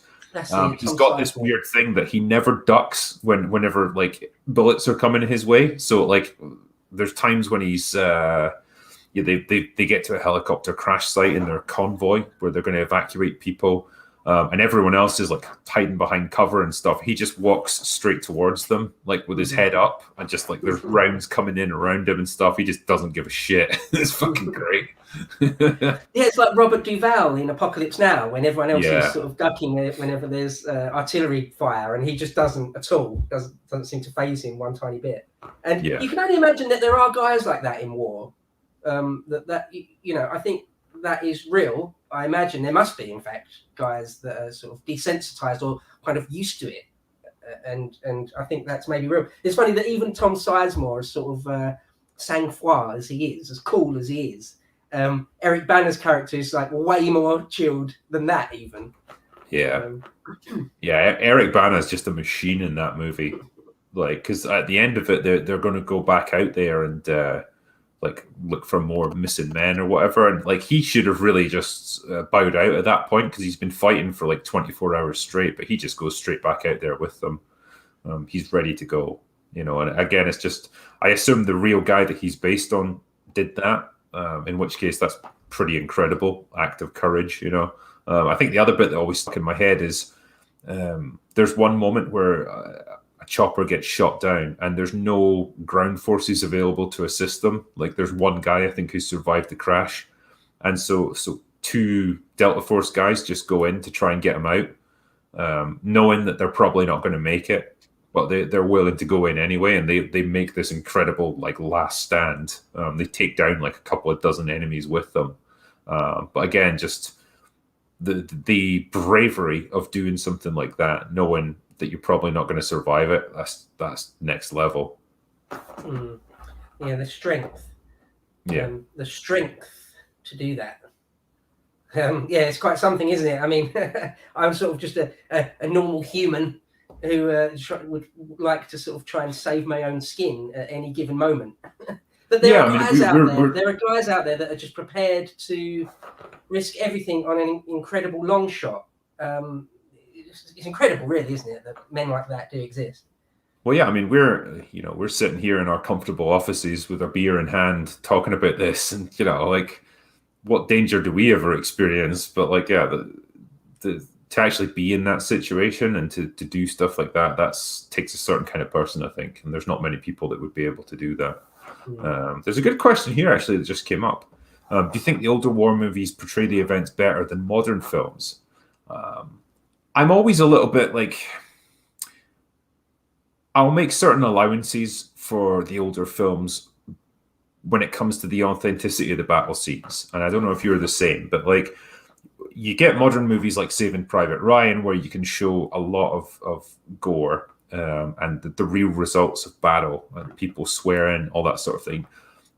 That was a more difficult thing to do 30, 40 years ago, because there was much stricter rules about what you could show on screen. And so battles were probably a lot more sanitized in these older movies.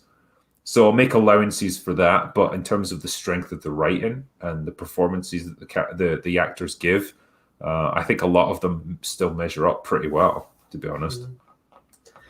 Yeah, no, I would agree with that. I think that in our modern, right now, I think that our society in the West has sort of lost its mind with regard to Nazis. Yeah, absolutely lost its mind. And it's funny, you see war films from sort of the 50s or the 60s or the 70s, and the Nazis are portrayed as the bad guys, of course, the enemy, the antagonists, but they're not universally painted as like demonic, like evil creations. They're just the other side. They're just the Germans. I think that's quite different. In a fair few films we've mentioned, the Germans are, they're not like these inhuman evil monsters. They're just guys. They're just conscripts. And so it's interesting. And what you say there is actually true. That obviously back in the day, in say the 60s or the 70s, you weren't able to say and show such explicit things quite often. But yet I feel like the end result is more authentic. But I mean, I don't know. I wasn't in World War II, so obviously it's hard to say what is or isn't more authentic. But I think it's good. Like you made the point there, though, about a lot of these movies kind of showing the other side, and that's why something like Das Boot is really interesting, because it shows that these guys who had to crew U-boats that were quite often portrayed as the bad guys for obvious reasons in a lot of movies, that they were ultimately just people that were there to do a job. They probably didn't particularly enjoy it, and they were probably working in horrible conditions a lot of the time, as you see in the movie. But that's what they had to do. And there's films like what was the one I referenced, where it's like the Bridget Ray Magen, which I really like. Again, it shows the Germans, they're just there because they've been ordered to be there. And as the movie progresses, both sides get increasingly ground down and desperate. And they're just guys that are just trying to survive, I suppose. So, yeah, like, I guess in a war like that, the average German soldier wasn't a Nazi. He was just a guy. Like there was only a small proportion, I think, that were actually part of the Nazi party or whatever, or that really believed that kind of ideology. So it's good to get that balance sometimes and remind people of that, I suppose. Yeah, that's an interesting thing in history. Sort of the Wehrmacht, the German army. How Nazi were they? And it's quite interesting because, of course, the SS divisions were, of course, staunchly National Socialist. But yeah, how Nazi was the average member of the Wehrmacht? And it's interesting because there's this one thing with the British did towards the end of the war. We had a prisoner of war camp set in prisoner of war camp. We had a country house. I can't remember which one it was now. There was a country house in the south of England somewhere, which was put aside to hold lots and lots of German top brass that had been captured. And what we did was actually bug the entire place, including all the grounds, like all the outside benches where anyone would sit. It was all bugged by the intelligence services. And so what we did is we just listened to all these sort of German generals and admirals and field marshals and things that we'd got, listened to them when they thought they weren't being recorded. Like I say, even on a bench outside where they were convinced no one was listening. Yeah. And you get insights into how much of a National Socialist they were. And the reality is quite interesting. The reality is that some generals and colonels and things were absolutely staunch Nazis, completely on board with the with the entire project, and others not at all. Not at all. When they realised that the Einsatz group and the special action groups, the work groups, were coming in behind them and exterminating certain communities on the Eastern Front, some of them were aghast to realise that was happening, and they thought it was completely dishonourable and not in the tradition of the Wehrmacht or anything. And others, as I say, were just complete Nazis. So it is interesting, and this idea now that every German, whether you're in the army or not, every German was just a Nazi, an evil Nazi. Well, no, I'm afraid that's not the real reality of things. But yeah, it's an interesting thing. I mean, even nowadays on the Young Turks the other day, they was trying to paint that everyone white was responsible for the Holocaust. It's like, no, I'm afraid that's not the reality. I think, I wouldn't put too much stock in what the Young Turks have to say about anything, really. There was one here, actually, what's the Sub versus Destroyer movie with Robert Mitchum? That is The Enemy Below. It's got Kurt Jurgens in it as a U-boat commander, which is, again, it's a really good film, and it kind of comes into that same thing that we were saying there, where the U-boat guys are really just portrayed as a regular old crew, and it's really just a cat and mouse kind of story, with one side trying to hunt the other. And by the end, both ships get destroyed, and the two crews have to work to rescue each other, basically. And yeah, I think it's quite a nice way of showing, I guess, that there's still humanity in war. That people can still show compassion towards each other. So yeah, I quite like The Enemy Below. It's a good film. It was almost on my list, actually. But yeah, so that was my one, was Black Hawk Down. I don't know what was that your number 3 pick, was it? That was my number 3, yeah. Okay. I'm going to pick one which is probably not that well known, and it might be right on the cusp of what you could say was a war film. It's set during a war, but it's not completely about that war as such. Anyway, it's The Duelists. The Duelists? Heard of it?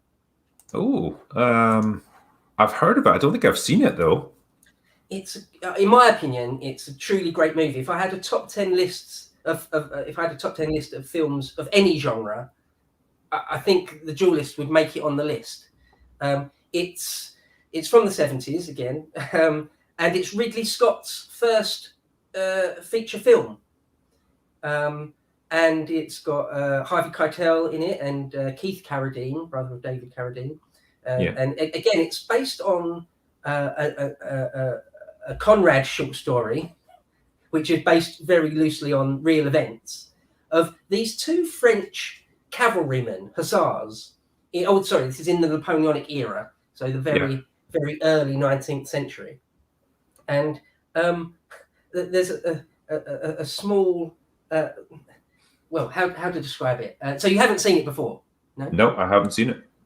Well, the first thing I would say about it is that it looks superb. it's beautiful, actually, without going too over the top.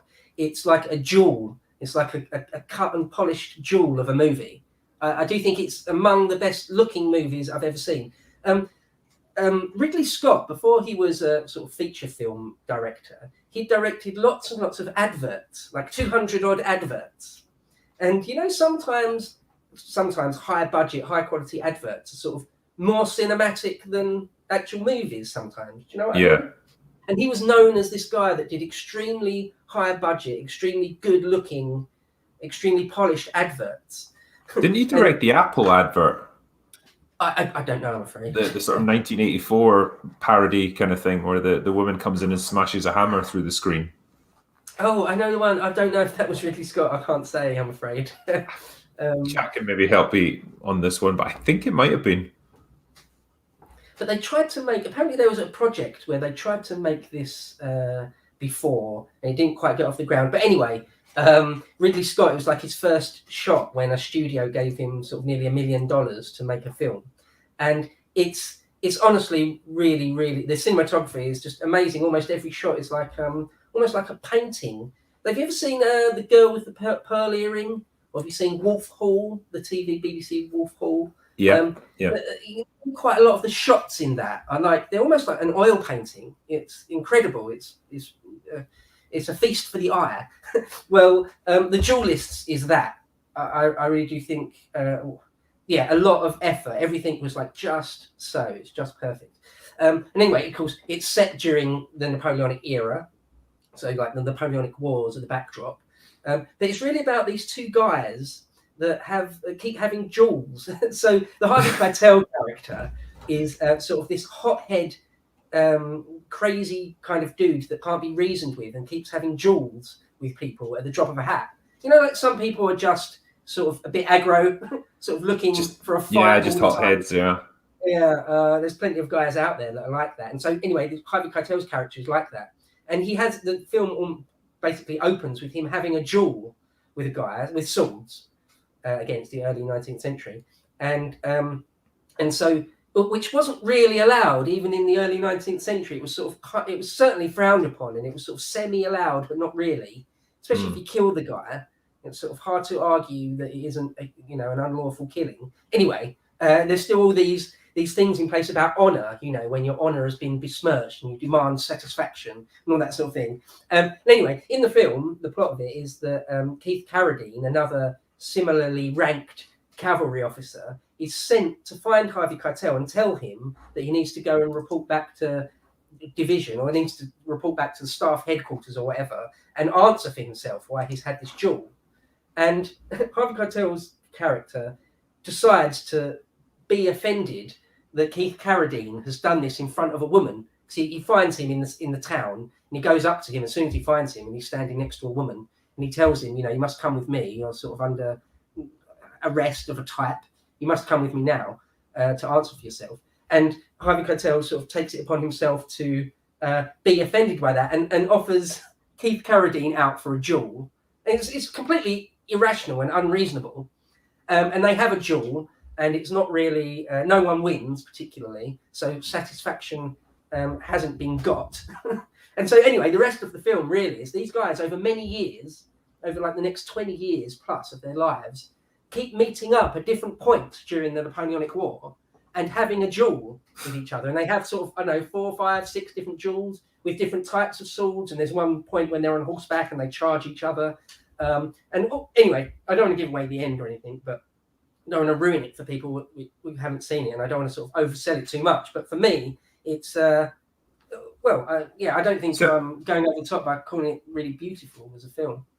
So they have duels, but like presumably neither one wins definitively. Like do they keep getting interrupted or something before they can finish?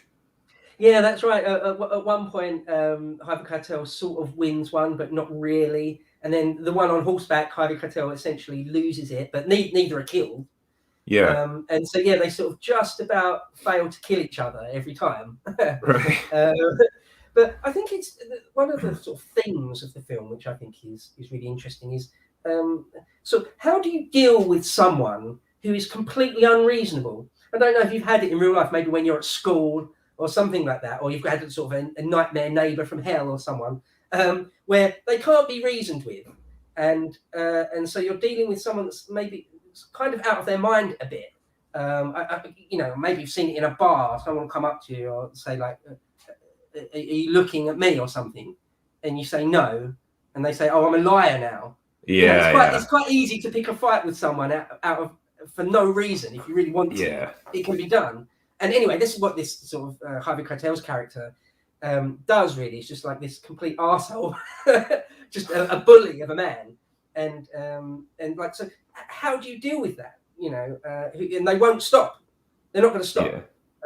And so anyway, it all comes to a head by the end of the film. But I just love it. It's in places it's quite slow, so it's not sort of action packed.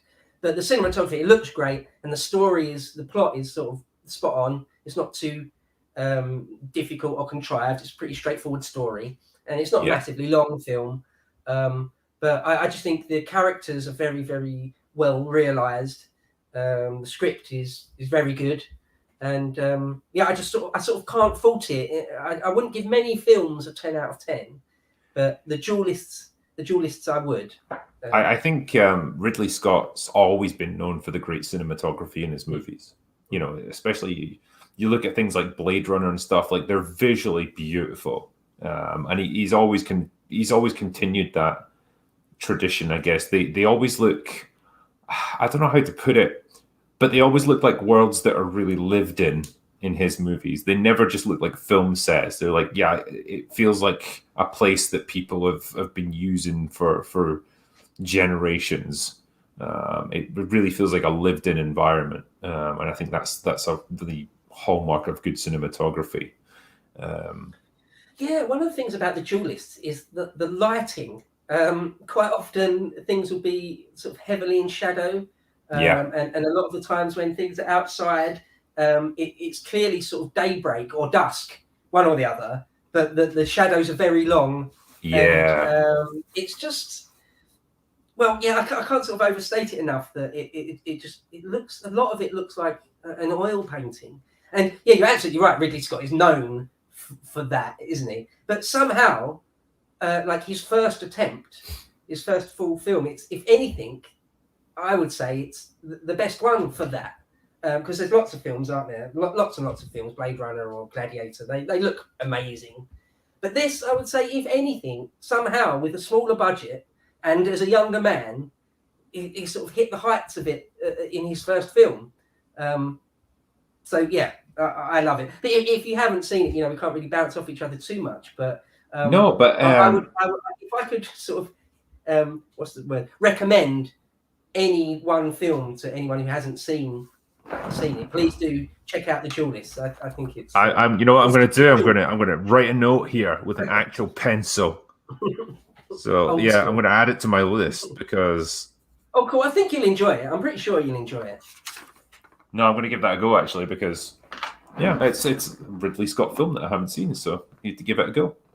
But I apologize that I haven't seen it, so we can't really compare notes on this one.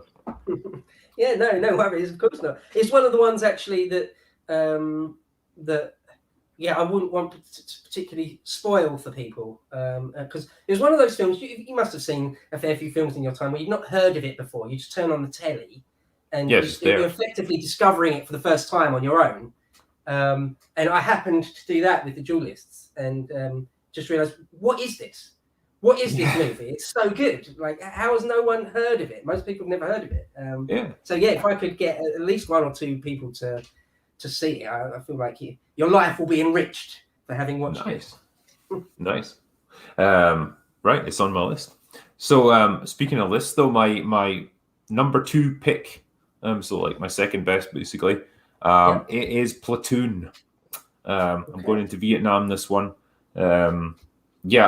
Obviously, I'm kind of glad that you picked Apocalypse Now because I always kind of put them together, Platoon and Apocalypse Now, even though I know they were made in different decades, but they've both got a sheen in them. And for some reason, I always just liked Platoon more. I don't know why. I think probably because it's less bleak in terms of its ending. There's a slight element of optimism to it. And I think it's, in a lot of ways, I guess it's a more conventional movie. It's not quite as batshit crazy as Apocalypse Now is. But I think in terms of the characters and the way that the story unfolds, and the action scenes are fantastic. William Dafoe and Tom Berenger, kind of representing like the good and bad aspects of human nature, are just brilliant in their roles. And Charlie Sheen's character is just kind of caught in the middle between the two of them. I just think, it's a fantastic movie. I can't really fault it, to be honest. He does say that he feels that Barnes and Elias are like his fathers in some sense, doesn't he? It's like they're kind of fighting for his soul. That's the way he describes it. Elias is obviously the more righteous sort of guy. He's more chilled. He's really just there to get out, basically. He's there to do his job, keep his men alive and get out. And Barnes is the much more like vicious killer, who's completely ruthless. Both men have got like a kind of group around them that's loyal to them. So like the platoon is kind of split down the middle between the two of them, until obviously Barnes takes care of Elias eventually. And you get that iconic scene of him like, arms upraised in slow motion when he gets shot. So it's just, brilliant stuff. The battle scene at the end where everyone just kind of loses their minds a little bit, and like all control just breaks down. Like the Viet Cong are everywhere, and they end up having to call down an airstrike on their own lines. Brilliant stuff. I love that scene as well where Barnes is out in the jungle, and he's about to murder Charlie Sheen. And he's got like a shovel. I think that's what they've been reduced to. Like they've run out of ammunition, and he's just about to cave his head in with it. The camera just goes right in on his eyes, and like there's the fire of the napalm and everything is behind him, and it's just backlit by that. And like there's just absolute madness and insanity in his eyes. It's just incredible the way it's done. I just think it's a brilliant movie. Barnes is a badass, and of course Tom Berenger with sort of his scarred up face is convincing, absolutely convincing. When I mentioned Lucy Liu not being convincing as sort of a violent sort of intimidating scary presence, Barnes in Platoon really is. I mean, that's great acting where you really do feel that this is a stone cold killer. Because of course it's Oliver Stone, isn't it? And Stone was in Nam, wasn't he, in real life? Yes, he was. So, he's in it. He gets a cameo in it as well. Oh, is he? When's he in it? He's one of the guys in like the command hut. Like there's right at the climax of the battle, like a Viet Cong breaks through their lines with like a couple of hand grenades and just runs straight into their bunker and blows himself up. And like Oliver Stone's in there, is he? Yeah. Oh, okay, I didn't know that. That's interesting. Yeah, it's also, I think, the first movie that you see a guy called Dale Dye, who's another real soldier. Like he served in Nam, I think, and then he came on as a military advisor and started getting roles in movies, much like Army. And this is one of the first times you see him. He's the guy who calls in the airstrike against their own lines because it's the only way to clear out the Viet Cong. And you start seeing him in loads of movies. He was in for the next 20 years, like whenever you needed like a commander type guy, he'd probably be there. Yeah, the grey-haired dude, right? Yeah, that's him. Yeah. When he calls him, when there's Charlie inside the wire. Yeah. Expend all remaining ordnance inside my pod. Yeah. It's funny. I've seen Platoon a bunch, like too much really. I probably watched it 10 times or something. Again, had it on VHS when I was growing up. So anything I had on VHS growing up, I've seen too much. But yeah, I watched Platoon tons. There's a bit in that where I don't know why. It's funny how different things affect you, isn't it? But there's a bit in that which I did. Again, maybe I was a bit too young, probably about 13 or something. And it's a bit relatively near the beginning where they go into some hut and Bunny, Bunny, the young Bunny, yeah, dude, and he smashes some old lady's head to bits with the butt of his gun. Yeah, and he's like, he says, I've never seen a head come apart like that before. He says it laughing. Yeah, he's gone like his Bunny. I remember being affected by that for some reason because it's so nasty. It's just so nasty. Oh, he beats her, he smashes her head to bits in front of all the kids and stuff. And I don't know why, because there's more gruesome things in films I'd seen and more sort of sadistic things, perhaps. But for some reason, that bit, like his smirk, I don't know, just affected me a bit. And still to this day, I mean, I did consider having Platoon on my list. So yeah, I do think it's a great Nam film. Well, yeah, without question. Yeah. It's Matt Dillon, I think, that plays Bunny. And I think he's an example of like Barnes basically bringing out the worst in people. You know, he's a guy who obviously has tendencies like that, but a better officer would have been able to curb it and keep him under control, whereas Barnes just almost encourages it. And there's, I'm trying to think of this other guy. I think it's John C. McGinley who's in it. Basically, the guy from Scrubs. O'Neill.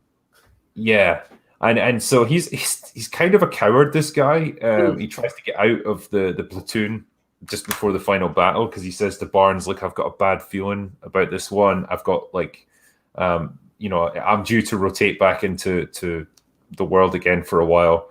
Can I just go now? Can you just let me go, please?"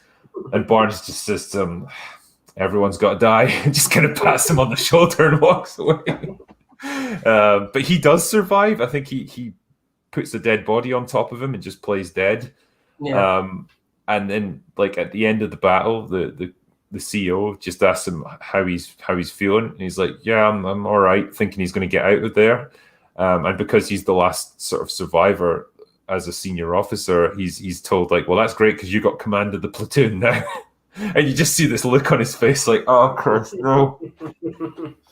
Yeah, no, that's bloody great. He's the O'Neill. He's a little bit of sort of comic relief in that film, a bit, isn't he? Like you see him at one point talking about the old O'Neill death grip that he would put on people, and it's obviously bullshit. It's obviously bullshit. But he's so short. That's what they call it, isn't it? When you're time in country, you haven't got long left. They say you're short. Yeah. And O'Neill was so short he could parachute off a dime or something. I remember them. I don't know if it's that film. I might have mixed that line up with another. He's just desperate to get out of there, basically. Yeah. And he's sort of really cowardly, isn't he? He sort of hides under a body in a foxhole all night. But not really what you want in a Marine. But nonetheless, it's a great film. I think that Oliver Stone, some of his films are a little bit hit and miss. Some are absolutely amazing, aren't they? Like Nixon and JFK. Platoon is a good one. I have seen an interview with Oliver Stone talking about his experiences in Nam, in country. But I would like to know more about how much Charlie Sheen's character is just him. I don't know that in detail. I don't know if you know sort of how authentic that was. Yeah, I don't know how closely it mirrors his own experiences. I just know that like he's obviously able to bring a certain amount of authenticity to it, and I think having guys like Dale Dye on board who fought there as well. There's a pretty good team of people working on your movie. For me, like definitely one of the best war movies ever made, and for me, probably my favorite Vietnam film out of all of them. For me, it's certainly up there. I mean, I think put Apocalypse Now above it, but only slightly. It's funny. Is it Hot Shots Part 2 when Martin Sheen and Charlie Sheen cross each other in boats? And they go like, "I loved you in Wall Street." That's it. That's the one. It's a great bit. Oh, I loved the Hot Shots movies. Both of them were fantastic. I actually think I like the second one more.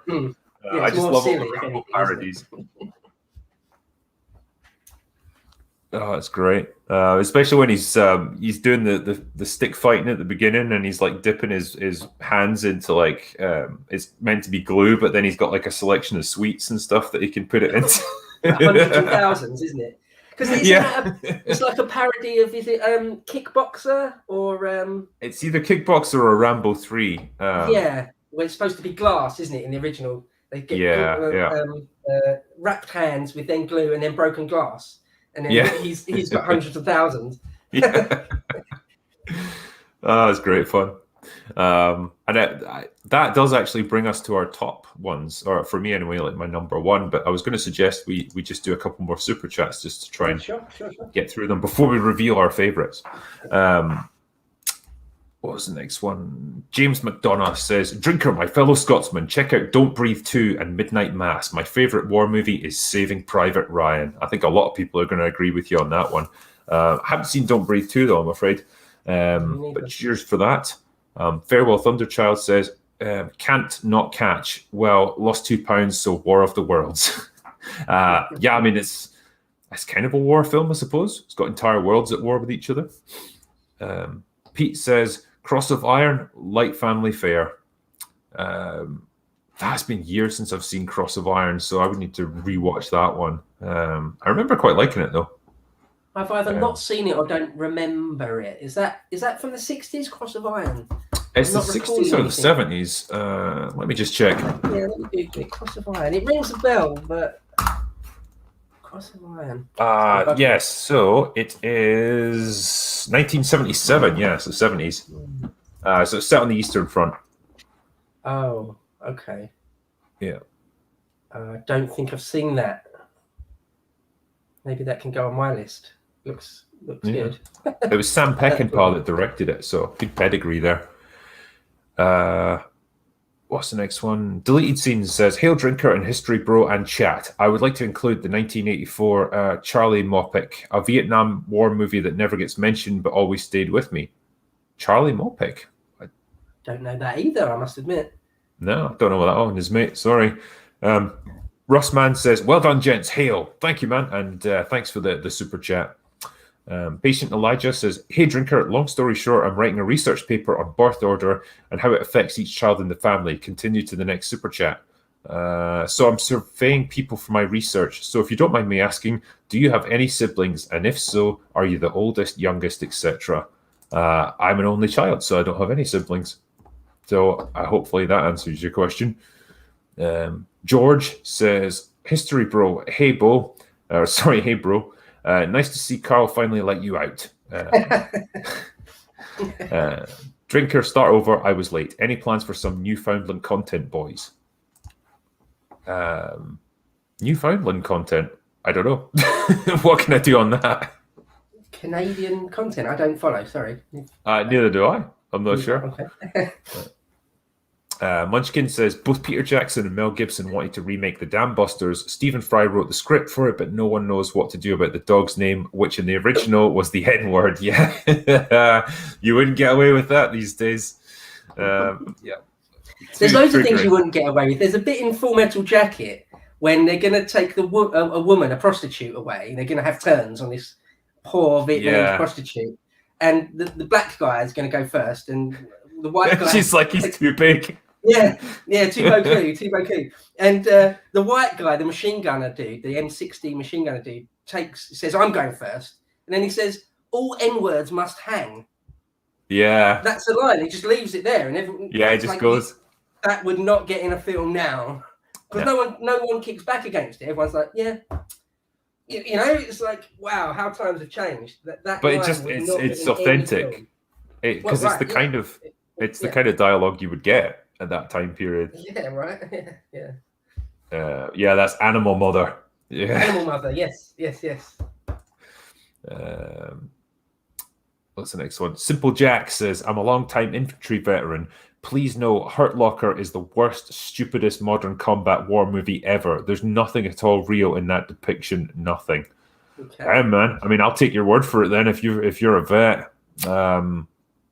Yeah.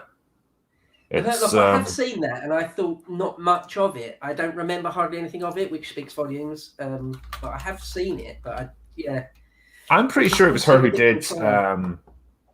What's her fucking name? Yeah, Catherine Bigelow, I think, who directed it. I think that sounds right. I think that's. That's it. Yeah. Yeah. Okay. I mean, it's obviously it's less about the sort of frontline infantry guys, and it's more about like bomb disposal, that sort of thing. So I've got no idea how authentic it might be. I I remember it being a bit of a slow burner, Mm. but I don't think I loved it or hated it. Really, I was just kind of like, meh, it's all right, I guess. Yeah, it's one of those films where there's quite a lot of their sort of private life, their personal relationships. I seem to remember, and I just don't care about that at all. That's why a film like The Great Escape, for example, is great, because there's no love interest. There's like no women in it at all, really. It's just all about the plot. It's just pure plot from start to finish. And well, yeah, I can't beat that in my opinion. Yeah. Could I just make a suggestion as well? I think you might be sitting a bit far away from your microphone because you're just coming in a little bit faint. Okay, I'll bring it a bit closer. Yeah. Okay, try and do that. That's cool. It's just for the people like listening. I don't know if like we might have a bit of like imbalance. Like maybe I'm blasting their eardrums out and you're a bit more quiet. Okay. I feel like you've probably got all the top-notch equipment, and I've got a crappy. Well, it's not that crappy, but I've got sort of a not particularly professional microphone, so it might be. That's all right. I'm on a Blue Snowball microphone, man. This is like the cheapest of the cheap. I really need to get a new one, actually.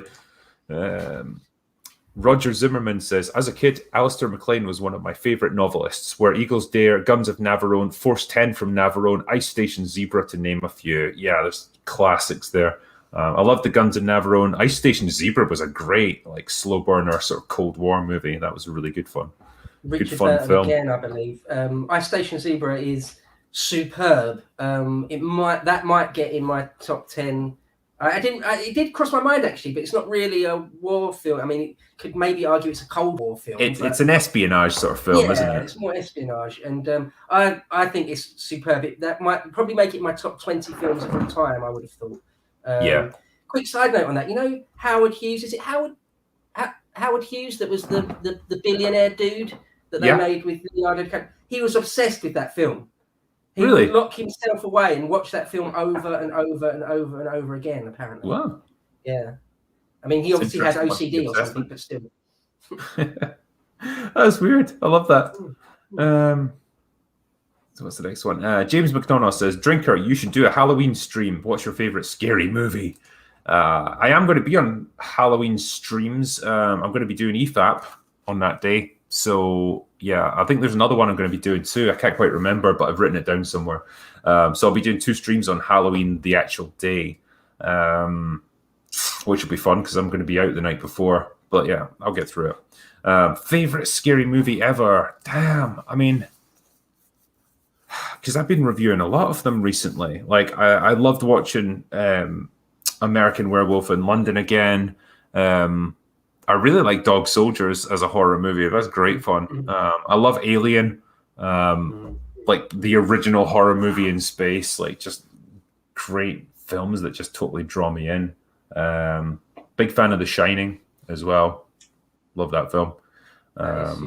Brilliant work from Kubrick. I think he can create an unsettling atmosphere like nobody else. Yeah, The Shining is something else, really. I can't think of any real parallels to the psychological tension generated in that film. I don't know quite how it's done. It's superb. Yeah. No, absolutely. So yeah, things like that. Like, you know, so many of the modern horror films that you get now are kind of they rely on gore. You know, and that's got its place, but like I never really gave a shit about the Saw movies or the Hostel movies because it's just like, yeah, it's just torture porn, and that's just boring for me. It doesn't really generate tension. Well, that whole thing of suddenly having a loud noise. It's a bit, yeah. It's a bit shit, really. Sorry, I am struggling to hear you a little bit here. I might need to. Oh, really? Oh, damn. It's maybe my earphones actually. Probably. No, I don't think it's you. Okay. Yeah, it's fine. I got both of them in, so I can hear a bit better now. Yeah, I've got a question there saying, "Oh, The Thing." Yeah, that's a fantastic horror movie. The original one. Yeah. That's a good one. So I was just trying to think of something off the top of my head that I would answer, and I couldn't think of anything. But The Thing, that's genuinely scary. There's hardly any films I think that are really scary, certainly as an adult. But The Thing, I think maybe it's got a good shout. Even as a completely rational adult man, I still find it a bit. Well, it's unnerving, isn't it? It's unsettling. It's disturbing, and I think it's almost at its best early in the movie when it's more about the paranoia of it, like who might be infected with this thing. I love the bit where they corner one of the guys who's been infected by it, and like he seems normal until like you see his hand and it's all like deformed and stuff, and then he just starts making this weird noise, and that's when I think they torch him with the flamethrowers, But yeah, just good unsettling stuff like that.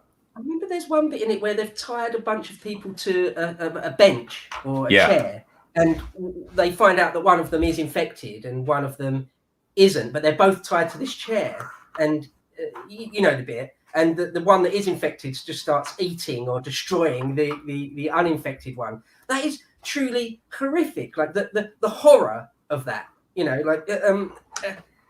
being able to get away from it. Sense, the word horror, Yeah.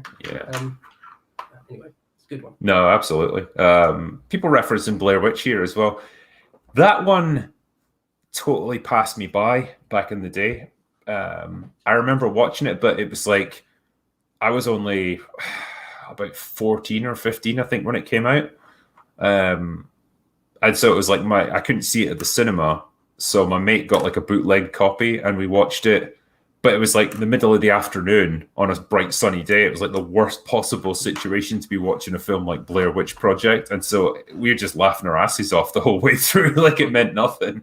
And it's a shame. I wished I'd watched it in its proper format. I think it would have been a lot better. So actually, I did see that at the cinema, I think on Halloween. It might not have been, but I certainly saw it at the cinema. And I do remember thinking it was, I sort of bought into it a bit. I do remember thinking it was a bit unsettling, certainly the very end bit. Yeah. But no more than that. I thought, it gives me a little bit of a chill up my spine for like 5 seconds.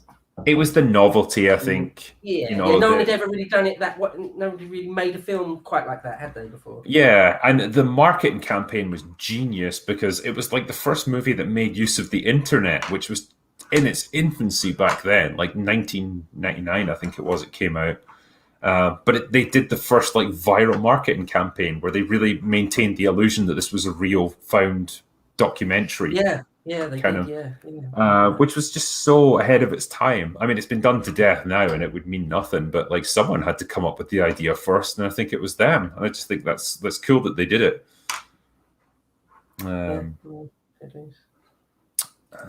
But yeah, what's the next one here? Bear Business says, "Money from Man Movies. Hail the must-see Thursday content." Thank you, my friend. Much appreciated. I'm glad you're liking it. James Savick says, "Please don't forget to mention In Harm's Way." I'm going to have to look that up, actually. It's ringing a bell, but not much more than that. It is. I'm just waiting to see if it comes up, actually. It's not. Come on. Find it. Oh, yeah, here it goes. So it's an American epic. Stars John Wayne, Kirk Douglas, and Patricia Neal. Oh, it's a John Wayne effort. Right. Yeah.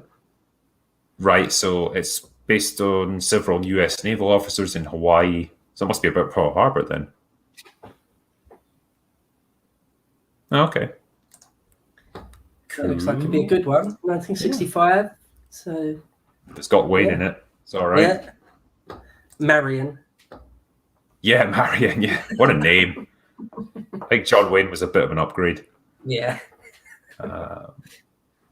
So Trickster King says, "Do you only classify a woke character as when someone's character is defined only by their gender or race or sexuality?" I think that's probably a good indicator that the character is woke.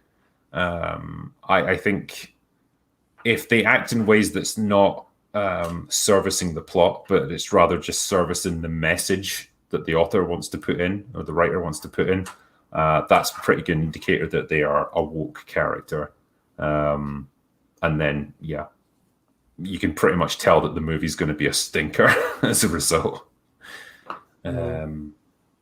Yeah, so that would be one of my main things. If you find that characters act in ways that are not realistic like the ones we referenced before, where like you had Lucy Liu there, who's meant to be like this big intimidating figure that no one's really going to find scary, or a female character that's able to beat up guys twice her size. Yeah, it's pretty woke. So those are just general indicators, I would say. I watched one of the John Wick films for the first time on TV the other day. I've completely let that pass me by. I'm not interested in John Wick. But one of them was on TV just the other day, and I watched about 40 minutes of it. And it seemed to be like just was it Halle Berry? I think was in it. Is that right? Halle Berry? Is that yeah, right? so she was in John Wick 3. Yeah, right. And she just kept beating up loads of guys and shooting them in the head at point blank range. It was like shooting people in the head at point blank range porn. And it was just so unbelievable. It's just so, I mean, it's not that I'm squeamish or anything, but it was so gratuitous. I don't really mean that in the true sense of like gore or anything, but it's just, just keep shooting guys at point blank range in the face. It's like, really? I think, that's kind of a hallmark of the John Wick movies, where it's like Keanu Reeves will do some kind of takedown, like hand to hand, like, and the guy will be on the ground, then he'll just put 2 rounds in his head and move on to the next guy.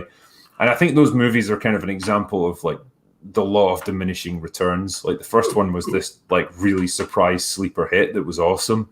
The second one, they capitalized on it and kind of expanded the lore. And then the third one, it just went a bit over the top. And that's okay. So maybe I'm looking at like the Rambo effect, the way Rambo 2 and 3 are just ridiculously over the top compared to First Blood, which is actually brilliant.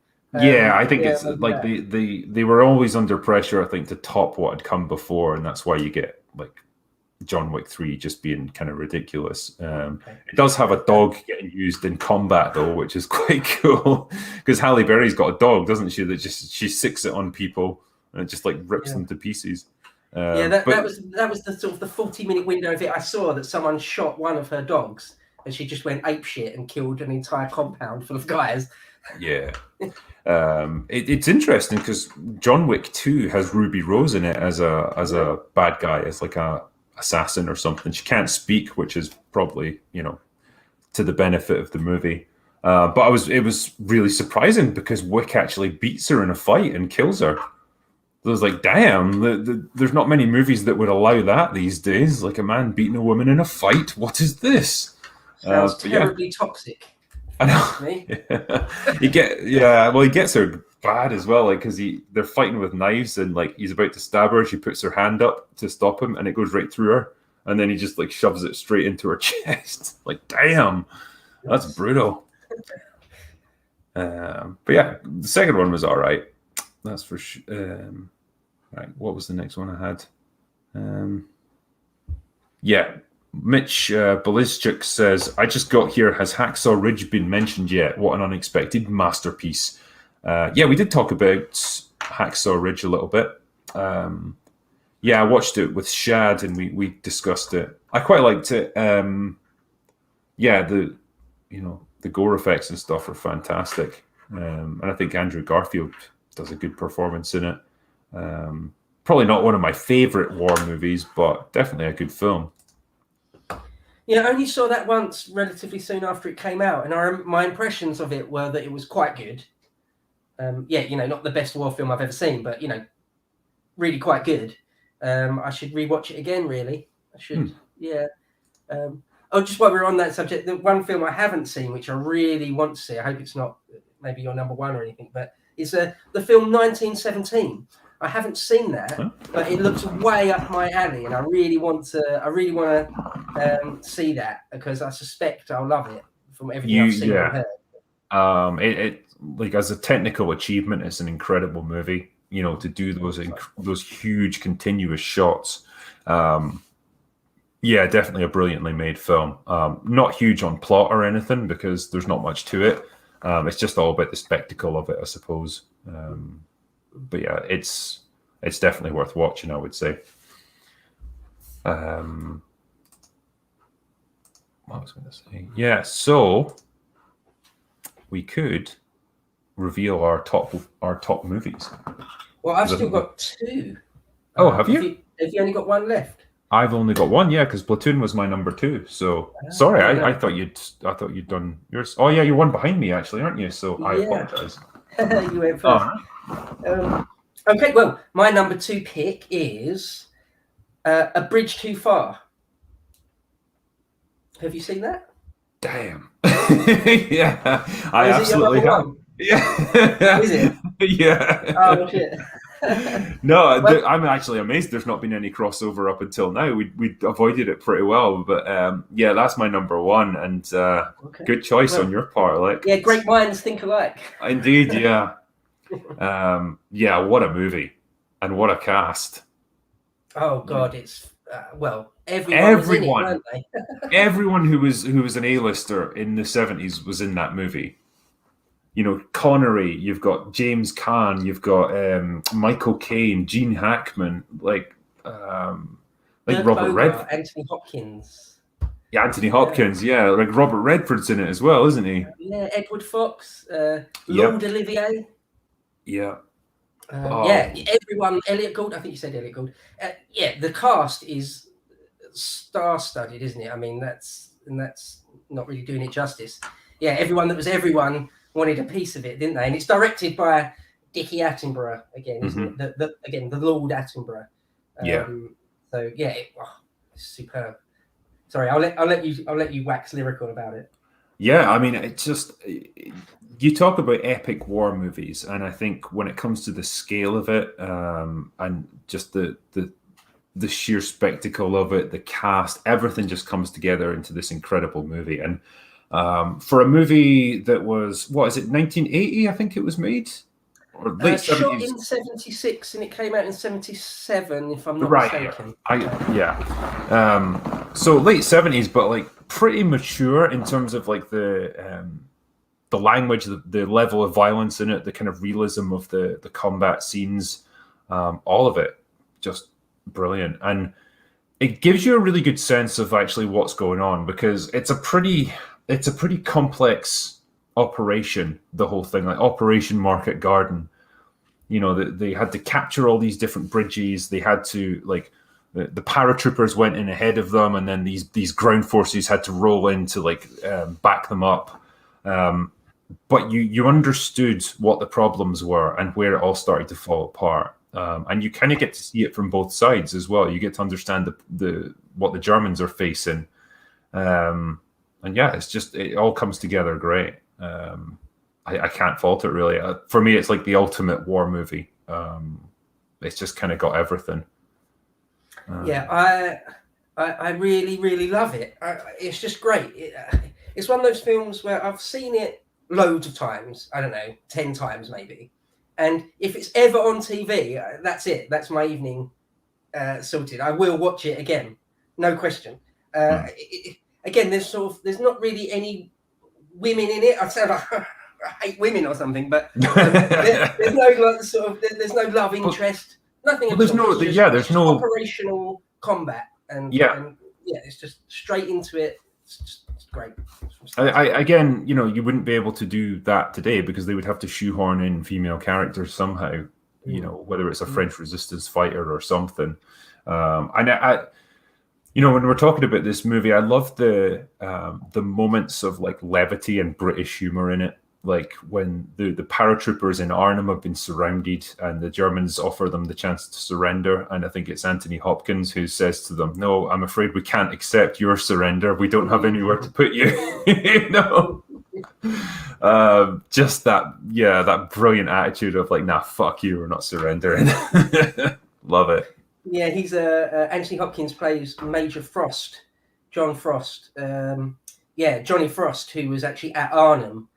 There's one great bit, one of my favourite bits in The Bridge Too Far is when Anthony Hopkins' brigade finally get to the bridge at Arnhem, and they have to commandeer some houses, some buildings to sort of set up a defensive perimeter. And there's a bit where I can't remember the exact wording of the line, but he knocks on a door and says, it's so terribly English. He sort of says something like, I'm terribly sorry, but we have to commandeer your house. And it's as simple as that. It's, one of the things I would say about Operation Market Garden is that I sort of know about it in kind of stupid amounts of detail. Like it's one of those things, because I'm a history nerd first and foremost. I'm just a history nerd with a mic, not a film critic.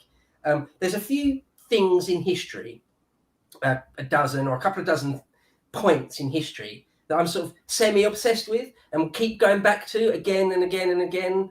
And anyway, Operation Market Garden is one of those. I've read the book by Cornelius Ryan twice. I've listened to an audiobook a couple more times. I've read the book by Anthony Beevor, the historian Anthony Beevor, just called Arnhem. And I've sort of watched most documentaries about it. And so I actually know about it in sort of almost an embarrassing level of detail. And so, I just love it so much. I don't know why. It's because it's a failure, really, isn't it? That's one of the things, is that it is operationally quite a bad failure. It's a tough one, because I think operationally, it achieved about 90% of its objectives. Like, they captured most of the bridges, but the problem is they had to capture all of them. They had to get all the way to Arnhem and capture everything in between. Otherwise, there was no way the thing could work. The whole point of it was, if this works, we can bypass the main bulk of the German army and strike straight into Germany and have the war over by Christmas. But it depended on everything working perfectly. And obviously it didn't. And they were hugely unlucky. Like, they ran into like an entire German division that had just been refitted, and that they were like fully, ready to go. Like an entire panzer division that they didn't expect to find there. You're not going to fight panzers with paratroopers, because they got nothing to take them on with, and that's the problem that they had. Yeah, no, absolutely. I mean, again, this is put my history fan's hat on. If I could just give it some sort of context, or broad context, is that we'd had D-Day. 6th of June 1944 is the magic day, and we'd broken out of those beachheads, and over the next few weeks and months, we'd eventually surrounded a lot of the Germans at the Falaise pocket. And we'd broken out we'd taken Paris, we'd taken most of Belgium. The Allies had taken most of Belgium. But then they had to stop for logistical reasons. You can't just endlessly push forward. You have to, Eisenhower's plan was to have a broad front. He didn't want to just punch into Germany as quickly as possible at any point that he could do it. He wanted this broad front, so that he couldn't really be counterattacked too much. Of course, there's the Battle of the Bulge and different things. But so at this point in sort of summer 1944, autumn 1944, the High Command, the Allied High Command, and of course Eisenhower's got the last call on this. There was lots of different plans of what are we going to do next. So Patton, famously, and Omar Bradley wanted to send their tank divisions further south, straight into Germany. But Montgomery, our sort of most senior commander in the field, had this idea that he wanted to use the airborne divisions, because they hadn't been used up to this point. They'd had something like 16 different missions that they were supposed to go on that were called off at the last minute for all different reasons. And so the Allies had like this whole extra airborne army, sort of, it was 3 divisions in the end, the British 1st Brigade and the American 82nd Airborne, the American 101st. And so Monty's plan was to drop them. Well, Arnhem is the last bridge, a bridge too far, as one of the commanders, our commander Frederick Browning, Boy Browning, was supposed to have said, although we don't think he probably did, but he was supposed to have said, "I think it's a bridge too far, sir." But as you said, the whole point is to get that last bridge that's across the Rhine, because the river that runs through the town of Arnhem in northern Holland is the Rhine. And if the Allies could have captured that bridge, there's actually 2 bridges in Arnhem. One was a railway bridge, and the other was a road bridge. And the Germans had blown up the railway bridge earlier. But so to capture the road bridge across Arnhem was the whole point of it, really. So to say that, we got all the other bridges, Eindhoven and Nijmegen, well, that's all very well and good. Yeah, you can make the argument you've got sort of 80-90% of the objectives, but that's no good. The whole point was to capture that last one at Arnhem over the Rhine, because then they could punch straight into the Ruhr and into Germany. And yeah, the fact that they didn't get that bridge at Arnhem meant that the Allies didn't really cross into the Ruhr and Germany for like another 4 months. And by that point, the Soviets were on the outskirts of Berlin. Yes, it was kind of irrelevant anyway by that point. So see, I'd heard that the reason Monty was so aggressive with this one was that he was feeling like he'd been sidelined as a general in the command structure, and that he hadn't really played a major part in the D-Day operations, like the planning of it. Like, it had very much been an American operation, and I think he'd gained a reputation almost as being a cautious kind of commander. And so this was almost his way of countering that. Like, we've got a really bold airborne operation here that could potentially end the war, you know, by the end of this year if it works. And it was like his big gamble to prove that he could stage a major operation like this. And clearly he couldn't, and it was a bit of a fuck up, really. It's one of those things where it's ultimately a failure, like Dunkirk. Dunkirk is really, if you look at it just on black and white on paper, it's sort of a humiliation, really, and yet we'll make a virtue of it. I think that's the British way, isn't it? Because we have so many failures and problems that we're like, we'll celebrate it because it didn't go completely wrong. Like Isandlwana or Zulu, Rorke's Drift. Yeah, kind of a failure on a couple of different levels, but you can find great things in it as well at the same time. And I think that's what the Operation Market Garden is. I mean, it was the biggest ever airborne raid ever. I mean, something like 40,000 guys, let's say 3 divisions. There's a Polish brigade as well with Gene Hackman is the leader of the Poles, isn't he, in the film? Mm-hmm. So three they parachute 40,000 of guys. Sorry. I was going to say, the Poles, they parachute straight into a German division, don't they? They just get cut down before they've even landed. It's awful. That's just it's like a duck hunt almost. Yeah, no, absolutely. And well, the thing with Monty you touched on there is absolutely spot on. He was, of course, by this point, he was famous for winning in North Africa. It was a head-to-head between Rommel, the Desert Fox, and Monty, Bernard Law Montgomery, in North Africa. And of course, El Alamein, that all culminates with El Alamein, where we win, the Allies, the Brits, really, the Americans, but we win in North Africa. And so Monty was known as sort of a safe pair of hands, but he was known as very conservative, because what he did in North Africa was wait until he had a truly overwhelming amount of force before he sort of did the final attacks on the German positions in North Africa. So he had this reputation for being very, very conservative, actually. Yeah. And so Operation Market Garden is the opposite of that. They came up with the whole plan in about 7 days flat. So it was all very quick. It was all very, let's just go, let's just do this. And there's a lot in the histories about Monty's relationship with Ike, about how he convinced him to do this, and all the cajoling that Montgomery did, and how he sort of almost bordered on insubordination. How he was actually quite rude to Eisenhower a few times, and you don't do that. If there's anyone in World War II that you don't want to be rude to, it's Eisenhower, the Supreme Commander. And well, yet, him or Patton, because I think Patton would just straight up kill you if you were rude to him. Yeah, with his pearl-handled. Yeah, he'd just gun you down. Like, you wouldn't give a shit. Yeah, Patton is a proper badass dude, wasn't he? Yeah, but yeah, so how Monty sort of convinced Ike to do this thing. I think a big part of it was, as I mentioned before, they had these airborne divisions, and really only the Germans had used large-scale airborne troops much earlier in the war, in sort of the Greek theatre or in Crete, when the Nazis invaded Crete. And one of the things I would say about airborne troops is it's sort of a moment in time.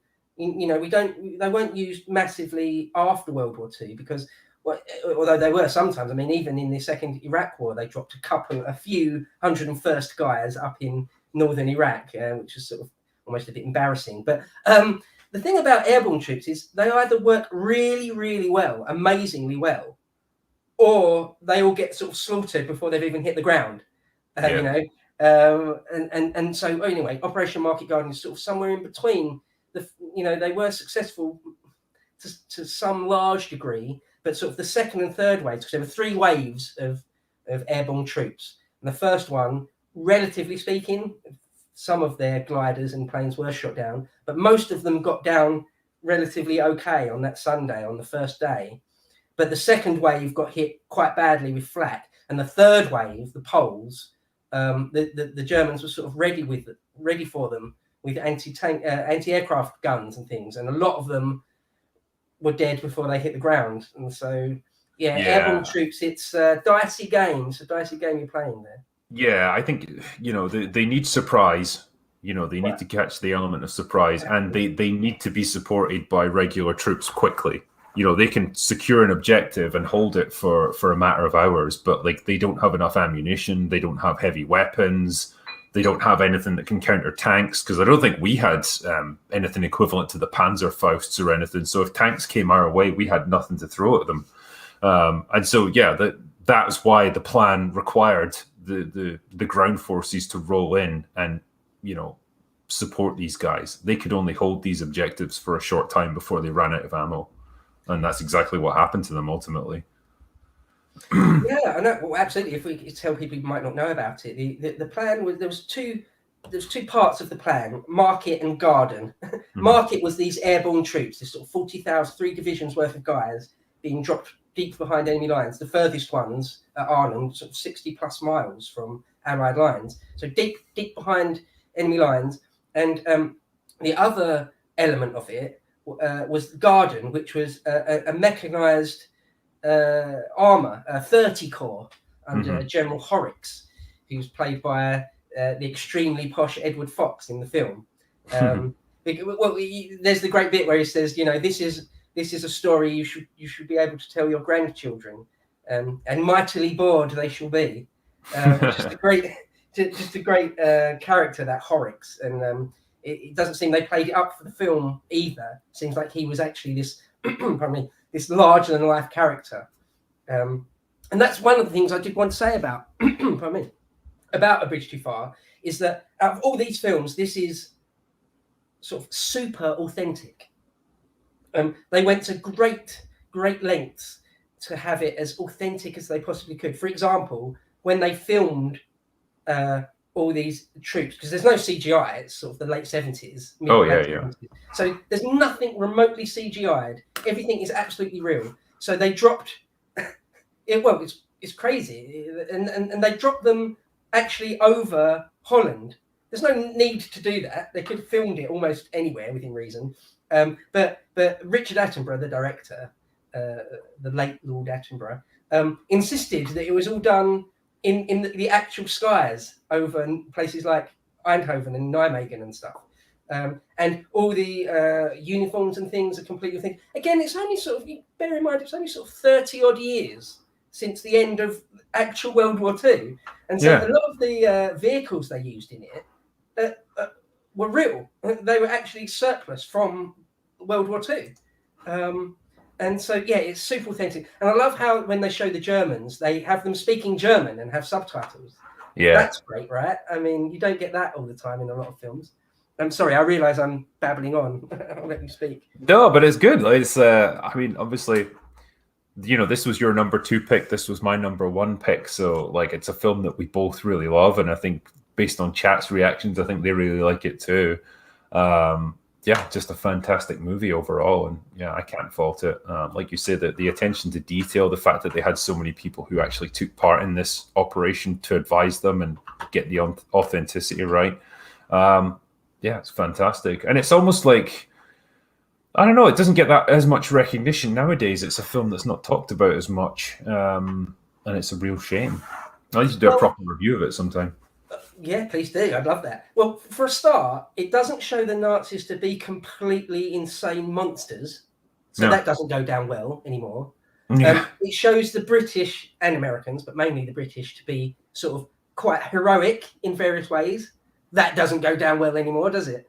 So I can sort of understand why it sort of dropped out of favour with the wokerati. Yeah. I can understand that. But yeah, if you're not sort of a self-hating wokeist, then it's brilliant. It's so good. Again, I sort of grew up with it. Well, another thing to mention is that loads of people that are in it were actually in the army. I mean, it's a little after their time. So like Michael Caine was in the infantry. Sean Connery was in the Navy. Dirk Bogarde was there. Dirk Bogarde, who plays Boy Browning. So Dirk Bogarde is terribly English, not to be confused with Humphrey Bogart, who's very American. But Dirk Bogarde was actually there, and I've seen him in interviews say something about how he thought it was. He said it was terribly rum to be making a film about something he was actually involved with. How posh is that? How old school? Terribly rum. Is that? Yeah, something's terribly rum. So he's a bit uncomfortable with making a film about a thing that he was involved in as a very young man. But yeah, there's so many great bits. There's one bit in it where, I don't know if you remember, but there's a bit where Michael Caine's armoured division is effectively ambushed on the road. This one road that they have to get all the way up to Nijmegen and ultimately up to Arnhem. They were ambushed by the Germans, who sort of destroyed the first 8 or 9 tanks in this column just straight away within like 5 miles after their jumping off point. And Richard Attenborough deliberately didn't tell Michael Caine that this was going to happen. Yeah, so, I remember him talking about this. Yeah, so you see Michael Caine like looking bemused and like genuinely confused that his armoured column is getting blown up. But that was deliberate because Richard Attenborough wanted that on camera, and he got it. And it's just one tiny example of the brilliantness in that film. Yeah, I remember Michael Caine talking about this, like just saying, I couldn't think of anything to say or do, having seen all this pyrotechnics just go off in front of me. I was just kind of scowling at it. It's brilliant. I love that. Stories like that about making movies. And so, yeah, that was my number 1 and your number 2. I guess the only thing left is your top pick. You're like, okay, your final one. Well, my top pick is Lawrence of Arabia. Oh, interesting. That's an interesting choice. Why'd you say that? Well, I mean, it doesn't leap to mind as a war movie as much. I mean, I know there's plenty of war in it. It's more of a, well, I guess it's a biopic, but then, yeah, it's about the war, in the Middle East, I suppose. So, yeah, fair enough. It's weird. It never leapt into my head really until you mentioned it. Yeah, it's World War One. Some people, I think that it's World War Two, but it's not. It's World War One. In the East, it's all to do with, or in the grandest sense, it's all to do with the Ottoman Empire, the Turks, and the Arabs, because Persians are different to Arabs, who are different to Turks. They might all be Muslim, but they're very different, and they don't necessarily like or trust each other at all. And so anyway, that's sort of the grandest thing. In World War One, the Turks, the Ottoman Empire, sided with the Germans, and so they're against the Allies. To cut a long story short, because again, I could speak about this for a long time. Could do a few hours just on the life of T.E. Lawrence of Arabia. But so we send sort of military advisors and people from the intelligence services, the military intelligence services, to sort of try and help out the Arabs against the Ottomans. And so that's what it is. And it sort of takes place in sort of the end or the last half of World War One in Arabia and Syria, modern day sort of Syria. Well, what they called Syria at that point isn't the same as the country we know as Syria today. Like there wasn't a kingdom of Saudi Arabia. There was no Iraq. It was just Mesopotamia. That's kind of what I was going to jump on with there, because in a lot of ways, like people have mentioned this before, like Lawrence as a historical figure was like one of the most influential people in like forming the Middle East as we know it today. With the things that he did in World War One and the kind of the armies that he kind of marshaled behind him and the factions that he created, that really brought about the modern Middle East as we know it, or at least it started the process. Like a hugely influential guy. Just like God, it's a pretty fascinating historical period. Like when you go back that sort of to that time period, the maps of the Middle East look completely different from what we see today, and it's all been reformed in the wake of World War One and especially World War Two as well. Absolutely. I mean, there was Persia. There was no Iran. It was Persia. There was no Iraq. Iraq. It was they called it sort of Mesopotamia. The idea of Syria was very different to the country we see as Syria on the map today. So, for example, they thought of Syria to stretch all the way down through sort of modern day Kingdom of Jordan and things. There was no Israel at that point.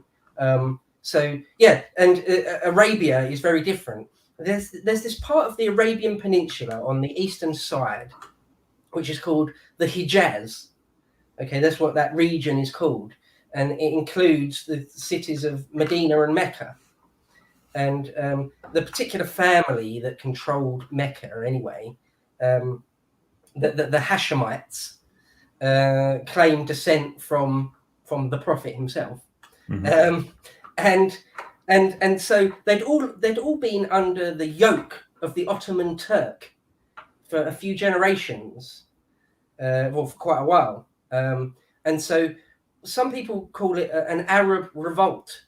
That what T.E. Lawrence was involved in really was an Arab revolt against the Ottoman Turk. Now, some historians have said that doesn't really characterize it properly. It wasn't really that. It was more the Hashemites than all Arabs. And others say no. I mean, they ended up getting all the way to Damascus anyway. And so, well, there's this idea of Pan-Arabism. Is sort of a political strain of thought where Faisal, who later became King Faisal I of Iraq, who's played by Alec Guinness in the film, whom they black up or brown up, don't they? You wouldn't get that these days. No, that would Guinness, that'd be frowned on. Brown face makeup and doing a voice of sort of an Arab. But it still works. I think it doesn't really detract from the movie, in my opinion, at all. Alec Guinness is a superb actor. No, absolutely. And so, from the British point of view, it was let's do anything we can to sort of thwart the Ottomans, and if that means sort of supporting Pan-Arabism, supporting Arab tribes, then so be it. Great, let's do that. And anyway, T.E. Lawrence of Arabia, was a young man, and he was sort of an archaeologist, a linguist. He'd been to Jesus College, Oxford, and so he was extremely, bright and a linguist and a historian to some degree. And so he was attached to sort of the Arab Bureau in Cairo. So he was in the army, but he's also sort of an intelligence liaison type officer. So it's unclear exactly. It's kind of unclear what Lawrence was. Was he merely an army man, or was he more sort of, for want of a better word, a spy? But what was he? But it does seem clear is that he was, at least at some point, genuinely on board with the idea of sort of Arab independence. That it wasn't just we'll help the Arabians free themselves from the Ottoman yoke. But then at what point do we give them or argue for their own independence? Will they just become part? Will they just be a British independency after the war or not? And so people quite often talk about the Sykes-Picot Agreement. It's like it gets trotted out, the Sykes-Picot Agreement, blah, blah, blah. But that was actually just a moment in time. That was just a couple of diplomats that sort of brainstormed some things. If you look at the Versailles Peace Treaty in 1919 and other peace treaties that are in the early 20s, they don't mirror the Sykes-Picot Agreement at all. So when people talk about how the French and the English sort of carved up the Middle East or the Near East in the form of the Sykes-Picot Agreement, they don't really know what they're talking about, to be quite honest, because that never really came to fruition. I mean, T.E. Lawrence and Faisal themselves were at Versailles. They were at Versailles arguing for their case. And Faisal wanted to be the king of Syria, which is, as I say, much bigger than our modern country of Syria. And in the end, we ended up sort of essentially making up the kingdom of Iraq and made him the king of that. I'm cutting loads of the detail out here, tons of the detail. But the point is, Lawrence wrote a book shortly after, in the early 20s, 7 Pillars of Wisdom, which I've read, and it's really quite long, and loads of it is about the history and the build up to it. And but the bits that were taken for the screenplay of the film Lawrence of Arabia are sort of, I suppose, the most exciting bits. You know, like his attack on Aqaba. You know that bit? Do you remember that bit from the film? The raid on Aqaba from the desert? So is that a nighttime raid? Is that what I'm thinking of? Well, it was in real life, but in the film they have so Aqaba, if you know the Red Sea, which is in between Africa and Arabia, at the very top of the Red Sea, it splits into 2 bits. One on the east, on the left, is sort of where the Suez Canal is, and the other bit on the right, at the very top of it, is Aqaba, a small sort of relatively small town on the sea, and it was defended by the Ottoman Turks, but they had all their guns pointing out to sea. You have this a few times in history, don't you? Like at Singapore and things, and the guns of Navarone. The big guns are all fixed. They're pointing a certain way. They're all pointing out to sea because the Turks assumed that if the Brits attacked, it would be via the sea, it would be via the Royal Navy. But what Lawrence does, or Orenz, as the Arabs call him, Orenz, he decides to take this sort of this brigade of sort of mounted Arabs on camelback mainly. He'll take them on a long, circuitous route all up on the interior of Arabia and attack Aqaba from the desert side. Right. And it's sort of an incredible, it is really sort of an incredible, almost Alexander the Great-esque maneuver that no one saw coming. And it's just superb, as a piece of sort of military strategy. And anyway, in the film, they have them sort of all, this sort of grand cinematic attack on this town. But the real reality, the real history of it is that they sort of invested Aqaba by night, sort of quietly, surreptitiously, and the Turkish garrison in the morning found themselves completely surrounded and outnumbered, and they gave in. So the real history there is actually quite different to what you see in the film. But nonetheless, I mean, movies, you might want to talk on this. That again, the cinematographer, it's David Lean is the director, who people like Spielberg and George Lucas and Coppola, they all say like David Lean is the best to have ever done it. Some of the cinematography is just, again, it's superb. It's almost like a painting, isn't it?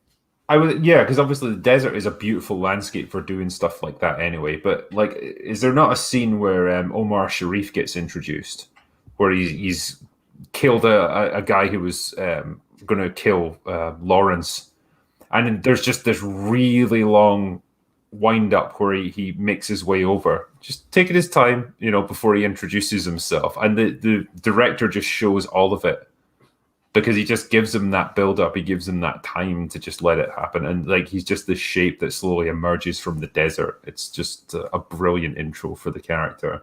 And just it's Peter O'Toole, isn't it, who's Lawrence, and he's got this really striking look about him. Like he's got the blonde hair and stuff, but his eyes are just like super intense. And like there's so many times when the camera's close up on him, just like, when he's looking out at something or he's watching something unfold, just like these really icy blue eyes. It's an awesome actor and just an awesome performance from him. It's a hell of a movie. It's been a good few years since I've seen it, so I would definitely need to refresh my memory on it. But I do remember it. I know it's obviously regarded as just like one of those benchmark classic movies of all time, and you can see why. Like it's gorgeous to look at. It's an epic story as well. It did really well at the Academy. I seem to remember it was either nominated and or won a bunch of Oscars. It was very well received. It's quite a long film. It's really quite a long film, and in some places it's quite slow. But again, if you can handle that, then it's just superb. Again, it's a 10 out of 10 for me. I think that there's loads of things that were done in that which hadn't really been seen before, cinematography wise. A couple of like really cool little tricks that hadn't really been done before, and it was Peter O'Toole's sort of breakthrough performance. Again, they'd cast a couple of different people before him that sort of couldn't do it for whatever reason, and ended up going with Peter O'Toole, who was apparently at the time a very well known and respected stage actor, but hadn't really done any films, certainly not any high budget Hollywood type films. Well, it's not Hollywood actually, but anyway, high budget, feature length films. And so this was sort of his breakthrough. And he's got sort of those strikingly blue eyes and blonde hair. One thing that I would say about that is that Peter O'Toole is really quite a tall man. He's over 6 foot easily. Mm-hmm. And the real Lawrence was really short. He was like 5'4", 5'5". Okay. He was like properly short. In fact, quite a lot of people that knew him in real life that went on to sort of write about him or on record as saying what they thought about him is that one person famously said, "Who is this magnificent pipsqueak?" or something. That was that was the thing, because he was. And one of the things about Lawrence is that he was crazily fearless. That's one of the things in the film. You think, well, it must take sort of a silly amount of balls for this guy to be doing these things. It's kind of unbelievable. Mm-hmm. But that is what really happened in real life, is that people were like, that's suicide if you want to go and do that. If you want to try and attempt that thing, go there essentially on your own or whatever. Yeah. That's just a death sentence. Obviously, that's a stupid thing. And yet he went and did it and survived. He's like, I'm just going to do it anyway. No, it's like it's contempt for fear, I think there's very rare people like that appear in history, and I feel like they don't appear very often these days, and we're probably not encouraged to be people like that. But back then they were a thing. I was just picking up on the point you made there about it being a long film. It certainly fucking is. It's 227 minutes. That's getting on for 4 hours by my reckoning. That's a movie. Jesus. They must have had intermissions on that when that was at the cinema. Because there's no way people are going to sit for 4 hours watching a film. Jesus. Well, the original edit was, sort of knocking 4 hours, like 3 hours 40 or something. And then over the next sort of few years, they edited it down a couple of times to make it a little more than 2 hours.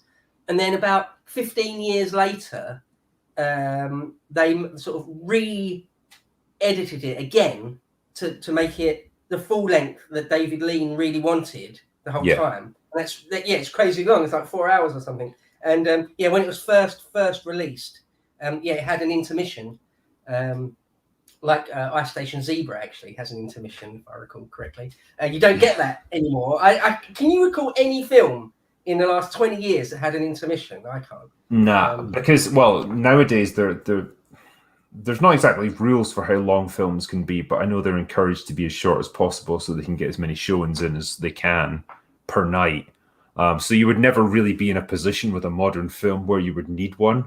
I remember I was watching Jurassic Park as a kid and the projector broke down halfway through.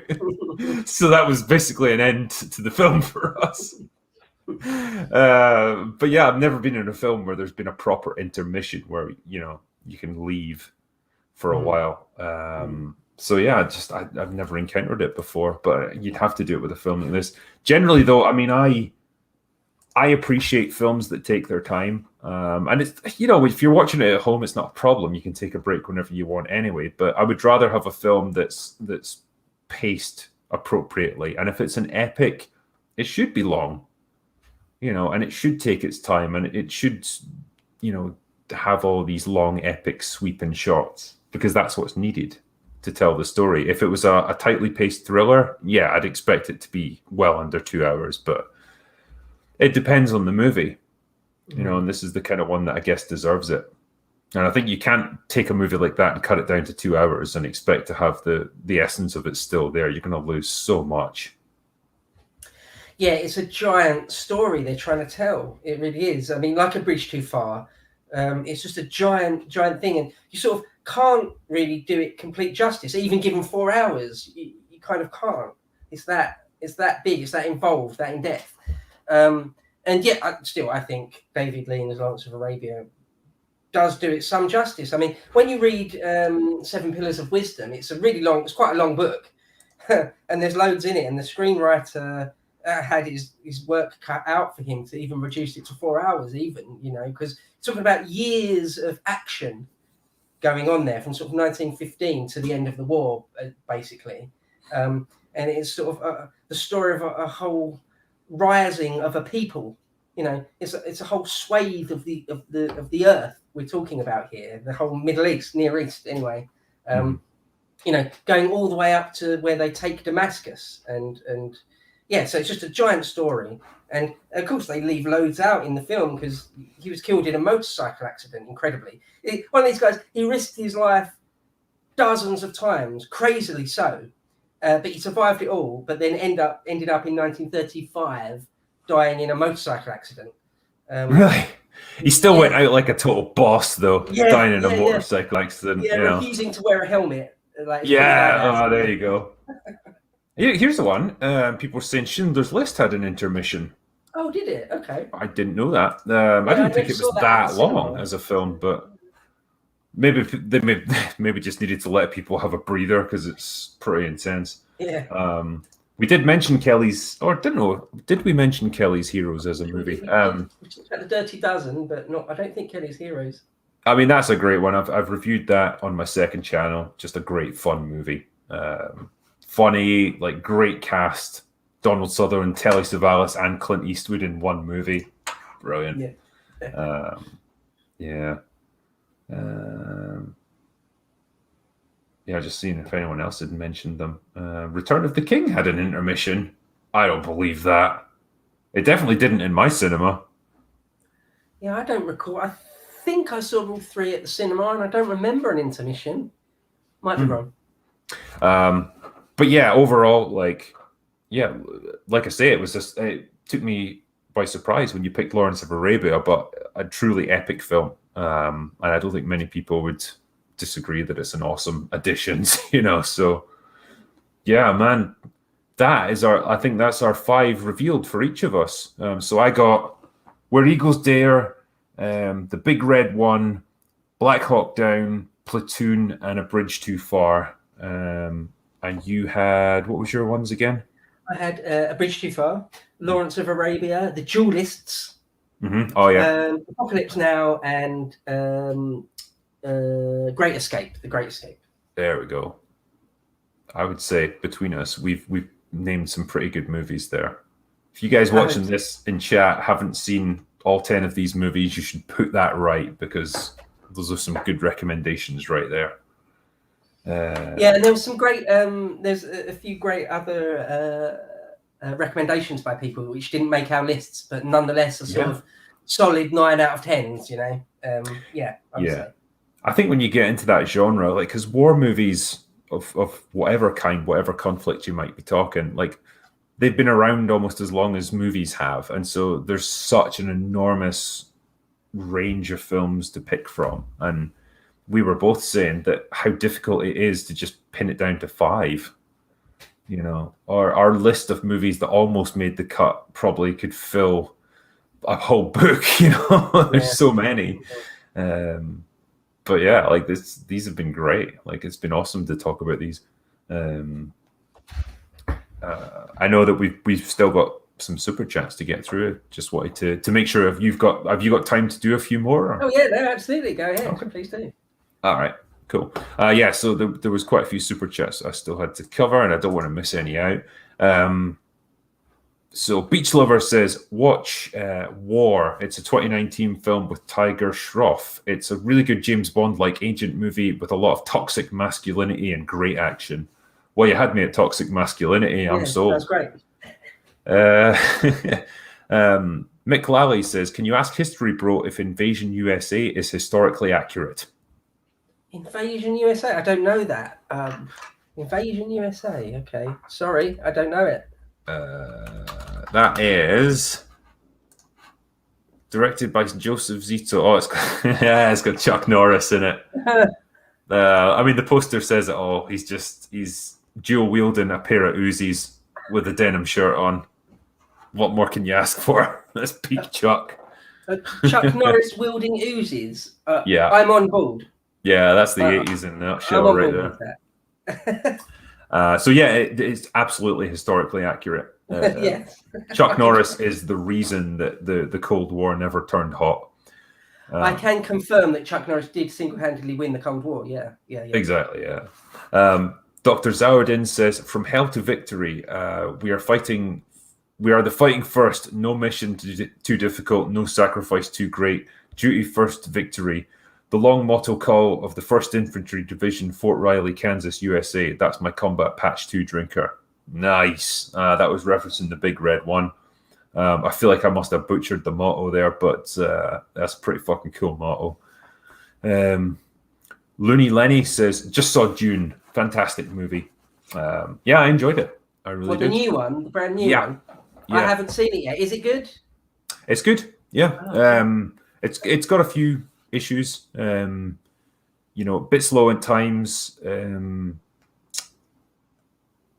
What else was I going to say? Yeah, it kind of just ends. Like, there's not really a definitive ending to it. Like, I know it wasn't going to cover the entire book. It's like maybe the first third of the book, but it's only really the intro to the story, which is a bit frustrating because there's not really any climax to the film. It just kind of stops. Which is a little bit annoying. And it feels like they probably could have tightened up the editing and bought themselves an extra half hour to move the plot forward a bit. But overall, yeah, it's good. Because I love the novel. It's Frank Herbert is the original Dune novel, and I love that. I've read that a couple of times. I think it's truly brilliant. One of my favourite sci-fi novels. And of course, it ends with the Baron Harkonnen being killed. So I guess they don't get anywhere near that then in this new... No, nowhere near. Oh, okay. They got as far as like the Atreides getting, betrayed and all their, getting destroyed, and it's just Paul and his mother like hooking up with the Fremen, and that's as far as it gets. Really, that's like a quarter of the way through the first book, probably, maybe not even that. It's like a few chapters in. Yeah, that's as far as they've got. Right, okay. Do you see the worms? Yeah, you do briefly. Okay. Yeah. Okay. They're well done. Does he become Muad'Dib? No, nothing close. Oh, right. Okay. So they don't really get far through it at all, then, really. Although it's weird because there's no keeping you in suspense with this. Like, everywhere he fucking goes, people are like, "Oh, he's the promised one. He's the chosen one," And he's like, "No, I'm not. I'm just a guy." And they didn't need to work that into the film. I think they could have just had it more ambiguous. But never mind. What's the next one? I am going to watch it at some point. I would definitely recommend it, yeah. Try, see it in IMAX as well if you can, because it's a great experience. Thunderstorm says, my favorite is an independent film. It's a YouTube production called Jugend, the 12th SS Hitler Jugend Division. Yeah, apparently it's on YouTube. So if you look it up, called Jugend. Stuybeck B says, I have a good war story for you. Zulu plus 2 Towers plus Warhammer 40k equals Hell's Reach. Watch it on YouTube for free and then read a book. You will thank me later. Stay healthy. So, Hell's Reach. All right. Well, it sounds, I like all of those things you've just mentioned. So if you can combine them all together into one movie, all right. I've jotted that down myself, actually. Hell's Reach, okay. I just had to refresh the list here, so I'm just working my way back. Where are you? Come on. Oh, yeah, here it is. Enoch Mammon says, I'm surprised Drinker's favourite part of The Great Escape wasn't the moonshine creation sequence. Oh, that takes me back. Yeah, that was good stuff. Jeremy R. Moreno says, Drinker, best war movie is fucking Twitter. Hugs, man. Yeah. Yeah, but that's just like, a hissy fit of two people like bitch slapping each other. Twitter's awful, man. Honestly, I barely check it now. Yeah, I'm not on there. Yeah, I'm not on there. You're probably a happier man without it. Yeah. Nobody's life was improved by Twitter. Ackles Floozy says, I was never into war movies. I was more of an action girl myself, but Hacksaw Ridge makes me ugly cry every damn time. Fucking hell. And the last video game I played was Leisure Suit Larry on PC. There's a game for you. It's a blast from the past. Leisure Suit Larry 1. I mean, that must be some floppy disk or something, is it? that's proper old school, that is. But yeah, Hacksaw Ridge, good film. Cotoid says, I recommend everyone to check out Now Where Did the Seventh Company Get To? And its sequels. They're all fantastic French World War II comedies. Cheers. All right. I've never heard of those, to be honest. Yeah, I've not heard Where Did the Seventh Company Get To? It's called. They're French movies. Apparently there's a bunch of them. Harry Lime says, Hail Drinker, loving the stream. Great stuff. Have either of you seen Cross of Iron? One of my favorites. Yeah, we were talking about that earlier. Chat's been all over it. Cross of Iron. I'll need to give that a watch now. Me too. I've got a list of 4 or 5 now. Yeah, it's building up. Iron. Sure. Frozen in the 80s gave me $5, but nothing on the chat. So thank you for the donation anyway, mate. Chris Nicholson says, Drinker, for a great but obscure movie recommendation, check out Extreme Measures. Hugh Grant plays a doctor who discovers another doctor experimenting on homeless people to try and find a cure for paralysis. Well, okay. It's outside of our wheelhouse for war movies, but yeah, I'll keep it in mind. Sean Murrell says, is it just me or are submarine movies just very good on average? Even something as stupid as Down Periscope was fun. They are good fun. I love a good submarine movie. I've reviewed a few already. It's just a fun genre. It's a great way of building the tension. You know, depth charge attack or the sub going to crush depth. It's just classic stuff that you can work in. Well, there's a bit in Ice Station Zebra, to mention that again, where it's all on a submarine and the tension of where they have to dive and all that sort of thing. Yeah, no, it's great for building the tension quite often, isn't it? Yeah. People keep referencing this one, The Beast, as well, The Beast of War. It's set in Afghanistan during the Russian invasion, and it's like a tank crew. They end up like turning against one of their crewmen and abandon him, but then the Afghan Mujahideen take him in, and he ends up helping them to blow up the tank. But it's a great film, really good. It's one of those ones. I've seen that. Sorry, what was that called? The Beast of... It's either called The Beast or The Beast of War. It had like different titles in different countries. Okay. I'm trying to think who's in it. I don't think it's got any particularly big names in it. Jason Patrick, I think, might be in it. Yeah, I think so. But yeah, it's a good film. Jay Coke says, I arrived late, but I think Zulu is definitely the best if it hasn't been mentioned here. It's definitely an awesome film. I do love Zulu. Yeah. No, it was on my list of almost making the top 5 for sure. But also there's Zulu Dawn. Do you know about that film? Yeah, and that's the one that nobody talks about because it's like that's the defeat of the big British army, and then Zulu's like the follow-up where they win like a small victory, but everyone's like, yay, that's that totally makes up for it. Yeah, Isandra Wana was the Zulu Dawn one. But yeah, no, they're great films, aren't they? Absolutely great. Yeah, really good. Well done, like well shot action scenes, and really just shows the power of like, you know, disciplined, well trained troops in the face of like an overwhelming force, how they can still win through. Ken B says, late to the chat, did you discuss Zulu? One of my favorites. Man, everyone's on Zulu. Yep, we definitely did. Captain Haddock says, Anthony Mackie from Marvel said once, modern movies are made for 13-year-olds and China. I remembered this because of your chat. I can't believe he got away with saying that, man, honestly. Man, I bet he got disciplined by Disney for saying that, but yeah, he's absolutely spot on if that's the case. Duffy B says, have either of you gents watched Lost Battalion from 1919? The cast was made of the men who were there, including the officer who played himself. No, I've never watched that.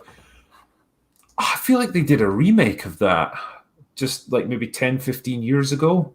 Sounds great. I haven't seen it. So it was like I'm trying to think of the context of it. It's set during World War One, and it's like a battalion that takes part in a big offensive.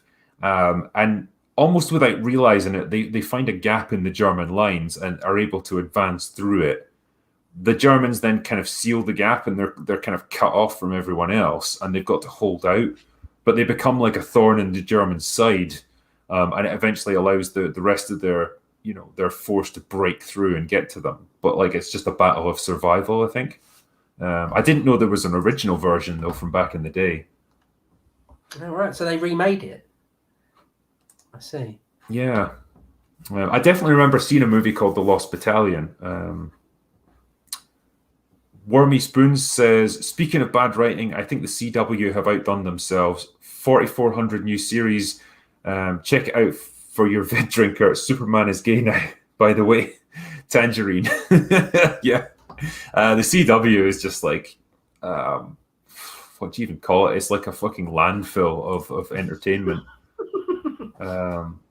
Yeah, you could pretty much put any idea to them. It's like, my show's just going to be a guy taking a shit on a toilet for 40 minutes. Okay, it's getting commissioned.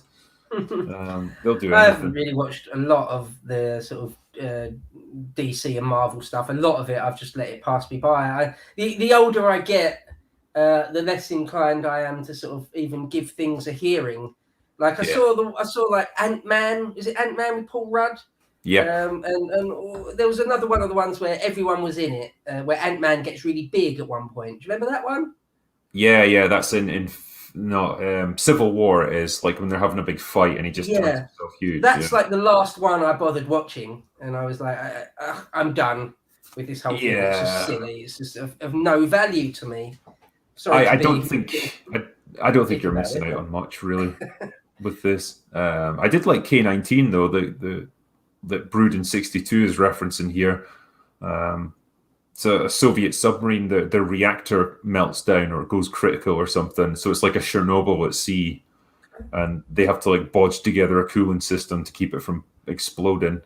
It's got Harrison Ford in it and Liam Neeson. Yeah, it's a good movie. Really good. I'd recommend that one actually. That one either. Well, it's called K-19. Yeah, K-19, The Widowmaker. Oh, okay. Yeah, so K-19 was obviously its designation. Well, this is growing. Yeah, it's a good insight into how the Soviets just didn't give a fuck about safety, and they would just, run things beyond the point of failure. Well, there's like the Kursk incident in real life, isn't there? Of course. Yeah, basically, yeah. It's like we know that this stuff's unreliable, but we're just going to use it anyway. Richard Shepard says, Saving Private Ryan and Hacksaw Ridge are fantastic war movies. They have some fantastic set pieces and well fleshed out characters. Not going to argue there. We actually, neither of us picked Saving Private Ryan, did we? No. Which is interesting. For me, it is really, really good. There's no doubt. It particularly looks good and feels real and all that sort of thing. But I couldn't put it on my list for... I don't know. There's some bits about it which are a little bit corny, if I'm honest. A little bit about the storyline, about... the Germans are just completely dehumanized, and I don't know. It is great. It's absolutely great. It's a 9 out of 10 for me. But to be in my top 5, they need to really be 10 out of 10s, So that's the only reason why. I do think it's superb. The thumbnail I put on, right, I didn't want to put my actual picks on because then that would give it away. So I basically found a thumbnail of like war movies in general and used that. That's why my picks aren't there generally. And obviously I didn't know what History Bro was going to pick either. So I just wanted to keep it generic and keep it as kind of, unknown as possible until we started saying them. So that's why there's random war movies there. But yeah, I almost didn't pick it because I figured it was too obvious a choice. It's like, well, everyone's just going to pick Saving Private Ryan, so I want to do other stuff that, is that's less expected, I suppose.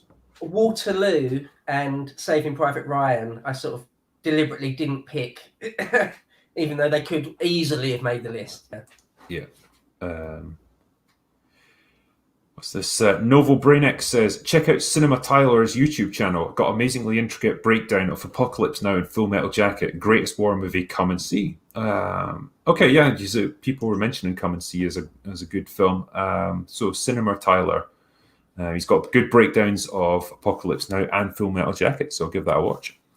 Wormy Spoon says, my shout outs for top 5 you guys may miss Schindler's List. Yes, I wouldn't have picked it as a war movie because it's although it's set during the war, it's not really about the battles and stuff. It's a very different thing.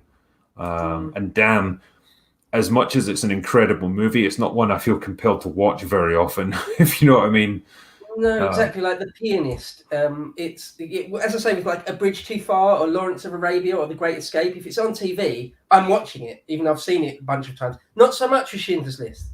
You know, I've seen it 2 times or maybe 3 times, but if it's on TV, it's kind of so harrowing that I probably wouldn't watch it again, I think. Yeah. But no, it's I agree. Great piece of cinema, though, no doubt. Richard Shepard says Flags of Our Fathers and Letters from Iwo Jima are also really good and give some interesting perspectives. Yeah, I love what they did with that, like showing the same battle from the American and then the Japanese perspective. Both great movies. It was Clint Eastwood that directed them, wasn't it? That's what I was going to say. Yeah. Yeah, it's great, and it kind of really humanizes the Japanese as well. Like, kind of makes you understand a little bit more about why they fought as hard as they did and why they never surrendered and all that, like how ingrained it was in their culture. Yeah, that's really good movies. Really like them. Yeah, and Iwo Jima is particularly sort of a disgusting battle, really. There's a small video on my channel about Iwo Jima, and yeah, it was, well, hell, a lot of those island hopping campaigns were hellacious, but Iwo Jima seems particularly like a hellscape. So, yeah. Great films. What's the Zack Snyder lighting you're having in your HQ? I'm trying to make it all moody and atmospheric, you know. I could put the overheads on, but then everything will be like washed out and I'll look like I'm glowing. So I kind of have to do this to just balance it out a little bit. I was messing around with the lights for ages. That's why they're like reflecting off my TV in the background, because I had to use just a desk light. Never mind. What's the next one? Marcus Clemens says, one of my top 10 movies of all time, which I hated in my younger years because I didn't get it, is Dr. Strangelove. 3 of the best roles that Peter Sellers ever played. You cannot fight in the war room. Legendary. Dr. Strangelove is a really fun movie. Amazingly grim and bleak as well at the end, but yeah, I love like General Ripper and stuff. The names they give the characters. Slim Pickens as the bomber pilot riding the bomb in. God, yeah.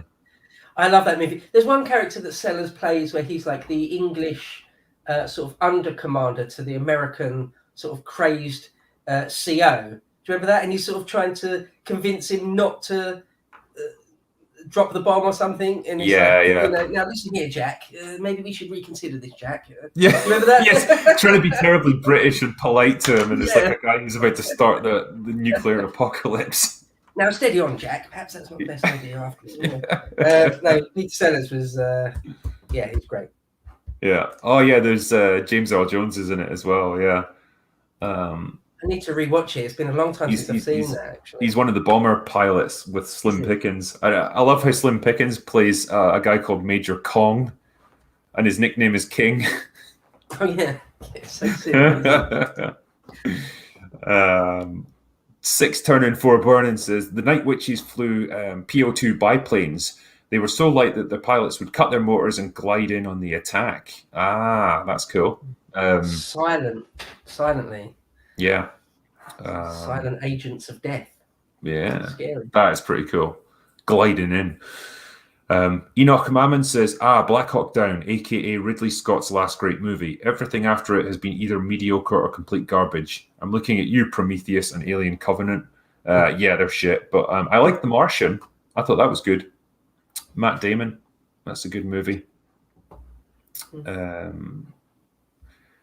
Novo Brainic says, brilliant film about Soviet women during the war is The Dawns Here Are Quiet. Also, Ivan's Childhood and The Ascent will be forever with you after. Man, I've never heard of either or all three of those. Yeah, me neither. Right. I need to make a note of that.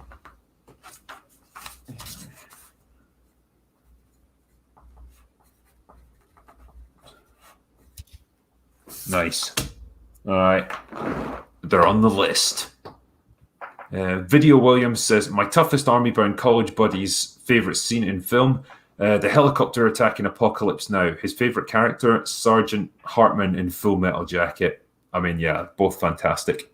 Tough to argue with those. The helicopter scene is just the stuff of legend. Like, pairing that music with that scene is just genius. There's something about the Ride of the Valkyries, Wagner's Ride of the Valkyries, which is sort of, I think, sort of a little bit, it's perfect, but it's a little bit sort of hysterical. You know, like the female opera singer is like, yeah. You know? There's something a bit crazed, a bit mad about it. I suppose that's what perfectly, doesn't it? I think with that scene. Yeah, it very much does, and I guess that's what it's trying to convey. Like they're almost like berserkers. John Wayne says, Battleground 1949, great film about the US 101st Airborne at Bastogne. Early role for Ricardo Montalban. Damn, Khan himself. One of my favourites. Veterans of the action were in it, along with a staff officer who was there as an advisor on the film. Brilliant.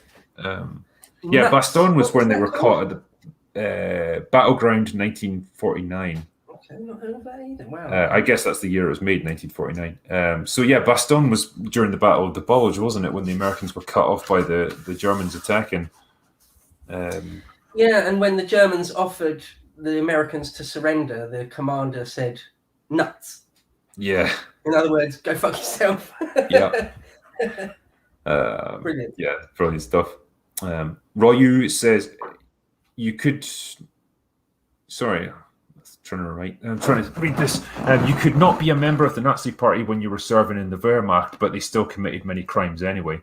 I'm sure they did. I mean, certainly, I don't think anyone would pretend that they fought a clean war or anything like that. I think it was more just in terms of their ideology. Like a lot of the average German soldiers probably weren't very political at all. They were just there because they were conscripted.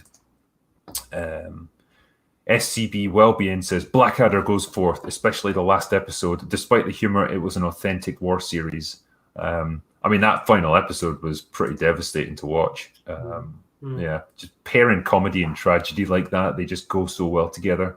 And I think, not to blow our own trumpets, but I think the Brits managed to capture that better than anyone else when it comes to writing stuff like this.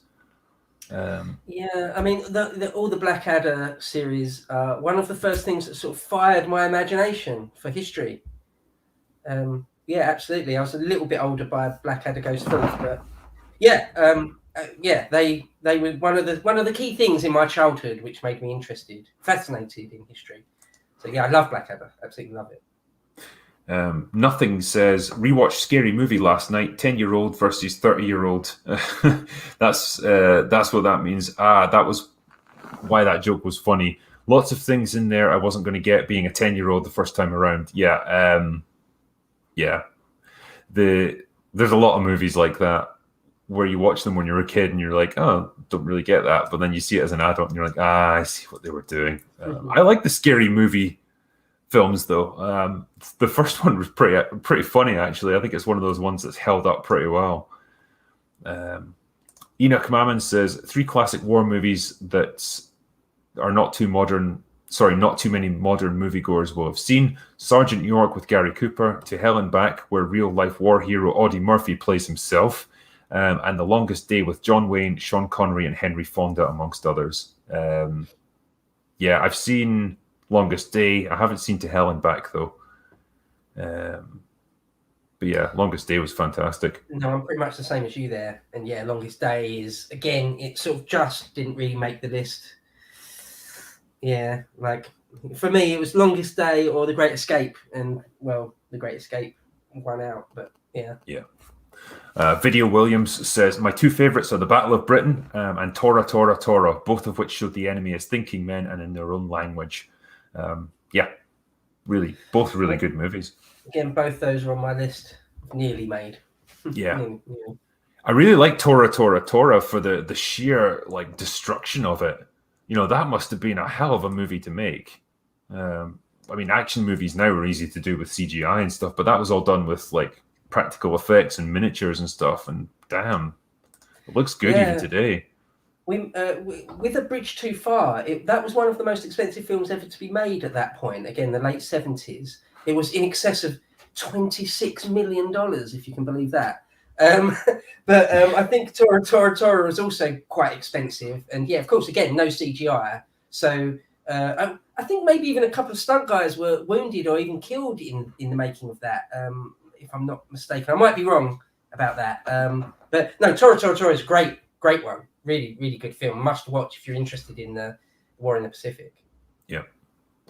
Frozen in the 80s says, Hail Drinker, would you consider Inglourious Bastards a war movie? I'd consider it as more of like not a heist movie, but it's got that kind of feel to it. It's more about, what would I compare it to? It's a bit like The Dirty Dozen, but it's got less fighting in it. It's more about the build up to it, the sneaking around, the subterfuge, people conspiring against each other, all that sort of thing. It's very much a Tarantino movie.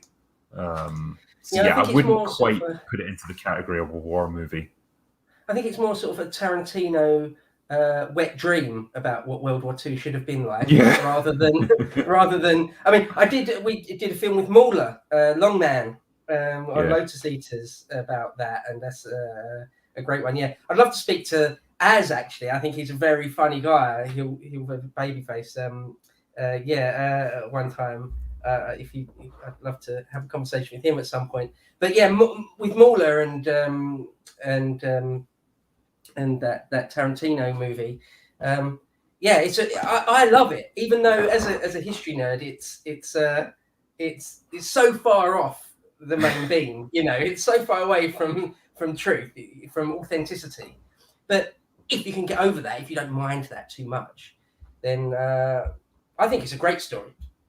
I think it's a really, really good film, to be quite honest. I know a lot of people don't like it, but. Well, it's got some great actors, and the dialogue, as you'd expect from a Tarantino movie, is excellent. And Christoph Waltz is just amazing in that movie. Just funny as fuck, and intimidating at the same time. It's great. Sort of the understated menace of Waltz, unparalleled, superb stuff. Diathea Murchie, sorry if I'm butchering your name there, saying, Drinker, have you seen Letters from Iwo Jima or Glory? So I've seen Letters from Iwo Jima. I haven't seen Glory, though, unfortunately. Is Glory the Civil War one? Is that the Gettysburg one? I think it is, yeah. Yeah, I've seen that, because I think they made a film Gettysburg and Glory within quick succession of each other. Sometimes that happens, doesn't it? You get two films about the same thing come out almost at the same time. I think that's right. I might be wrong about that. So Glory, because I remember Pickett's Charge from Glory. I think that's what that's from. So I've seen that part, just like the clips of it and stuff, and it's pretty cool. Well, Pickett's Charge is definitely Gettysburg. So is it? Right. Okay, I'm wrong. Forget what I just said. Sorry, I mean Pickett's Charge is part of the Battle of Gettysburg. Okay. I don't mean it's the film Gettysburg. Sorry. Yeah. No, that's cool. Derna 1804 says 1 Sergeant York and 2 Ivan's Childhood, 3 The Charge of the Light Brigade, 4 10 to Chi, Heaven and Earth, and 5 Stalingrad. Yeah, we never mentioned Stalingrad, did we? Yeah. Told from the German point of view. Pretty good movie, as I recall. What was the third one you mentioned there? There was The Charge of the Light Brigade. Yes, that's a great film as well. That's bloody superb. Love it. Again, sort of 70s, lots and lots of extras, and that's a good one. Very slow though for a modern audience. It's very slow, But no, great stuff. Where sort of the whole second half of the film is the battle. It's just good. Yeah. Spencer Stabio says, will you be reviewing Last Night in Soho, Edgar Wright's new film? Yeah, I'm intrigued by this, actually. The trailers are a bit unusual, but I'm a big Edgar Wright fan, so hopefully it's going to live up to his other stuff. It's Anya Taylor-Joy that's in it, I think. She looks pretty good in it, and she's quite a good actor, so yeah, looking forward to it. True Turner says, war, it's fantastic. That's probably one of my favorite lines from Hot Shots Part 2.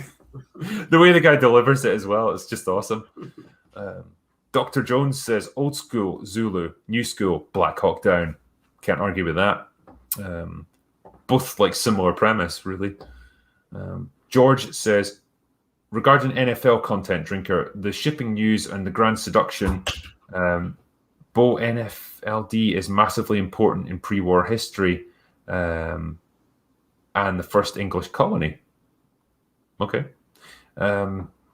Munchkin says, hello, Drinker. Have you seen The Nice Guys with Russell Crowe and Ryan Gosling as police in the 70s investigating the murder of a porn star? It's criminally underrated, funny, and subtly anti-woke. I've heard about this. A couple of mates have seen it and recommended it to me. It's meant to be really good, so I haven't got around to watching it yet.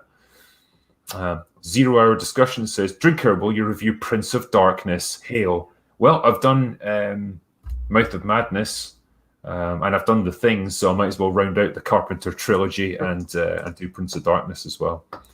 The Lizard Machine says, The Life and Death of Colonel Blimp. Yay. Powell and Pressburger. It's a genuine classic, set pre, during, and post World War I up to World War II. Seriously, an amazing movie. It is a really good film, that actually. Just showing the progression of this guy's life and how he becomes like this old, out of touch soldier who gets he gets his ass handed to him in a war game. It's a good film. Is that the one where it starts where it's sort of pre-World War One and he's a young man, and it ends with World War II where he's sort of an old general type? Is that film? Yeah, that's it. Oh, right, okay, yeah. Yeah. That's great. That's a great film. So he's young and idealistic to begin with, and then obviously... That is great. That is great. It didn't even cross my mind when I was thinking of putting this list together, but that is a great film. Sergeant York says, where does Enemy at the Gates rank on your list? And that Oliver Reed movie where he has to get an elephant across the Alps with a mate I daren't name.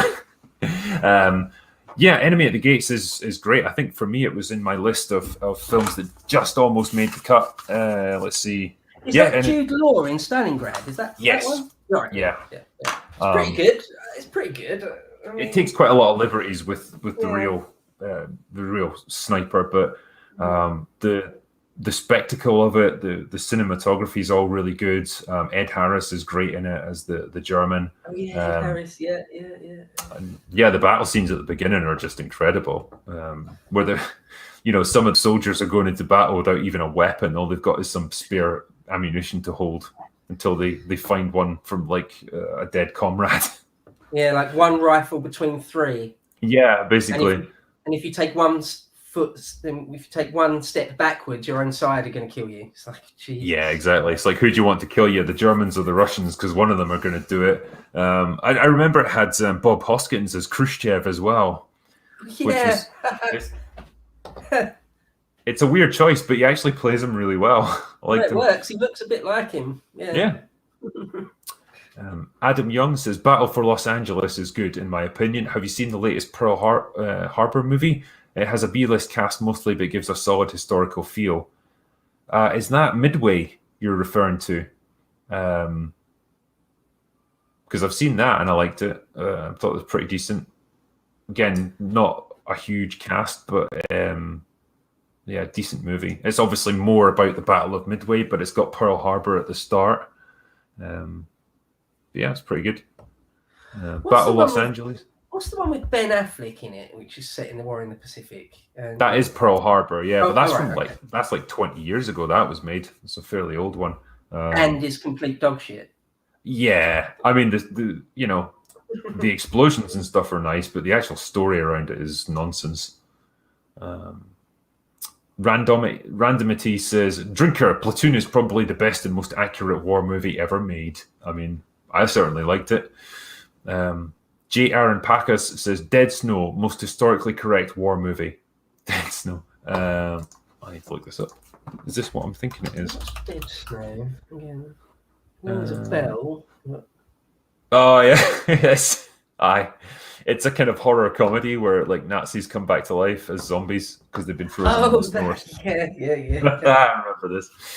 Bad Medic 6 says 84 Charlie Mopik, an MOS in the army. It's a PA team that goes out, fucking hell, with an LRRP in Vietnam. The movie is from the perspective of the Mopik camera. Worth your time. Also, Hamburger Hill is insanely underrated.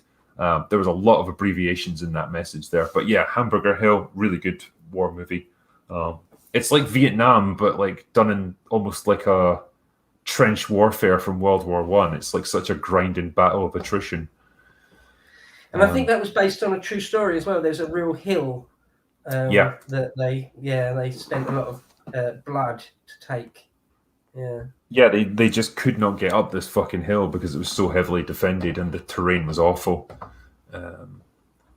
James McDonough says, really good recent indie horror movies. You're Next, The Babadook, The Witch, It Follows, Don't Breathe, A Quiet Place, Green Room, Ready or Not, The Invitation, Hereditary, and Fright Night. Yeah, I've seen a few of those. I haven't seen any of those, I'm afraid. Yeah, I need to get more horror movies in because I've got a few more days before Halloween and can try and get a few more reviews in. And it'd be good to try and find some decent modern horror films rather than just doing older ones. Gianni Greco says, Drinker, you devilish denizen who's drunk in dubious Dundee distillery. Might I recommend Colossus, The Forbin Project, a 70s sci-fi film that's often forgotten but is absolutely brilliant. You may indeed recommend it. I've not seen that myself. Mighty Balzac says, so short you'd have to dig a hole to kick my ass. Oh, sure. John Wayne says, Dale Dye formed a military advisory company for Hollywood called Warriors Inc. for authenticity in movies. It's why so many roles as a military man. There we go. That explains it. Night King 01 says, hey, Drinker, I have to ask, what's the best way to reach you about doing a stream?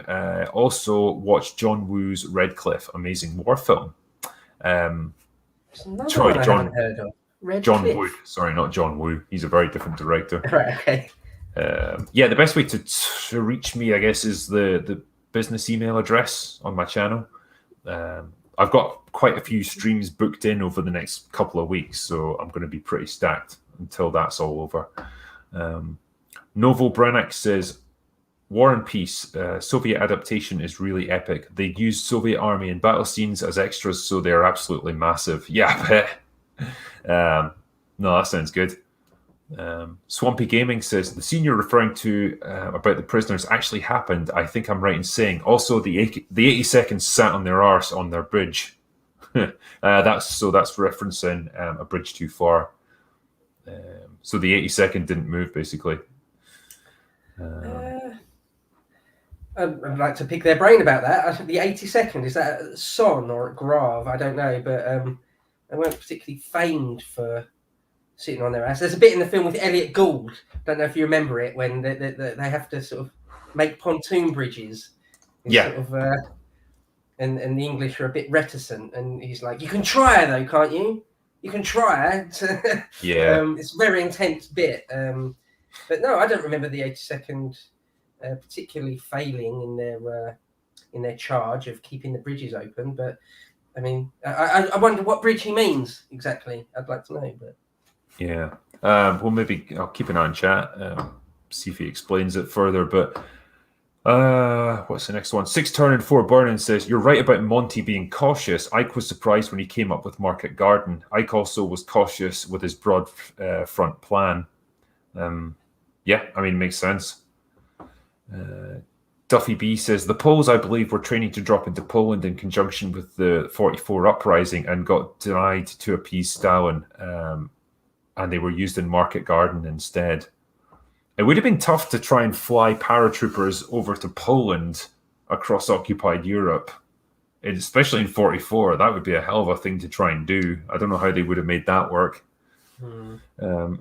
James McDonough says, I forgot Lights Out, Crawl, and Evil Dead, not an indie movie. Plenty of good stuff if you look hard enough. Yeah, I do need to give more modern films a chance. I mean, Evil Dead's a classic old one. Tommy Keo7 says, I found 1917 to be boring. The end of Gallipoli had a similar story in the final 15 minutes, and it was more gripping because you knew the soldiers whose lives were at stake. Yeah, that's a good point, actually. The soldiers that he's trying to save in 1917, we don't even get to see them until the very end, so we know nothing about them. Gallipoli, obviously, it's different. You get to know them throughout the movie. Yeah, I haven't seen 1917, unfortunately. It's top of my list, pretty much. But Gallipoli is a good film. I mean, I'll give it a high 8 out of 10. I think it's very good. I mean, it doesn't make my top 5, probably not my top 10, but it's very good. I mean, It's certainly a great movie. 1917, like I said earlier, it's not really about the story. It's just about the kind of the cinematography and the spectacle of what you're seeing, just the atmosphere of World War I, and really getting to see it from the soldier's point of view. Freaky Friday says, dropping a word for Come and See. Probably the most horrifying depiction of wartime atrocities ever made. Must watch. Let me see this one. Come and See. Come and See. I've not heard of that either. So many. Oh, yeah. So, 1977 it was made. Right, it focuses on the Nazi German occupation of Belarus and the events witnessed by a young Belarusian partisan. Right, so it depicts... This looks grim as hell. It really does, yeah, Jesus. Well, I want to keep in mind anyway. Yeah. Rob Napier gave me £1 British. Thank you, mate. Munchkin says, Drinker, do you have a favourite war movie quote? Mine is, I love the smell of napalm in the morning. Fuck. I don't know if I can come up with a quote off the top of my head. There is a good one from A Bridge Too Far, where I think it's Robert Redford who's ranting at the British for not pushing forward quicker, and he's just like, fine, stay here and drink tea. And just storms off. Yeah, that's a great bit. In real life, that sort of episode happened in real life. The Americans, lost almost half a company in trying to cross that river at Nijmegen. And when they eventually did it, the 30 Corps, the English Armoured Brigade, said, we haven't got orders to push on to Arnhem. And it's like, right. No, we just lost half our company in order to give you the opportunity to do this. And yeah, it's frustrating to say the very least. Robert Redford's character, very frustrated. And sorry, anyway, I could go on and on and on about Mark. Yeah, totally. You have to stop me and move on. Logan Reindu says, did you guys mention the movie Waterloo? Yeah, we did. I've actually got a stream that I did with you previously where we talked about it at length. Is that on Lotus Eaters? It is, unfortunately. There's a preview on YouTube of the first 10-15 minutes, but the full thing is behind the paywall on Lotus Eaters. But yeah, you can get a preview of it to give you a flavour of what we discussed. But yeah, it was a good, fun movie to talk about. John Wayne says, I was friends with a veteran of Operation Market Garden. He was an assistant squad leader, 3rd Platoon, 1st Company, 506 Parachute Regiment, 101st Airborne. The sand tables were so accurate, he landed by a haystack marked on the DZ. Damn. That is impressive. Night King 01 says, Hateful Eight had an intermission. Well, that's cool. It does still happen then.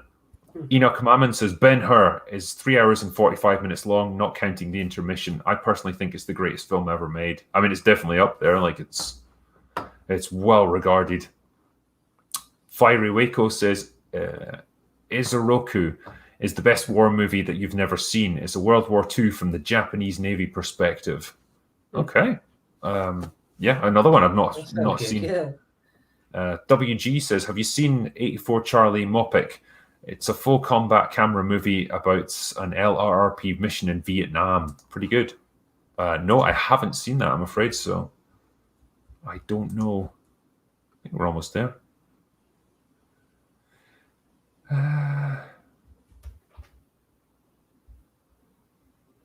I'm just catching up on them here. Yeah, the provocateur extraordinaire. Good sir, did you see my tweet where I showed you pictures of one of your books' jackets on a Chinese Marxist economics books? What? I'll post a video for you later. I thought you'd find it funny. So, pictures of one of your books' jackets on a Chinese Marxist economics books. What? The Chinese declaring war on me or something. Paddy Dunn says a lot of Germans chasing McQueen on a motorcycle outfits in the wire jump scene were famous motocross racers, mostly Swiss of the time. Well, I think you'd need them to do scenes like that. So yeah, it makes sense. Anna Marie Evans, hi Drinker, I loved your recent review of Final Fantasy VII. Back on topic, the long and the short and the tall and Zulu are great movies. Yeah, not going to argue. Yeah, glad you enjoyed the Final Fantasy VII review as well. I know gaming reviews aren't really for everyone, but I just wanted to do that one.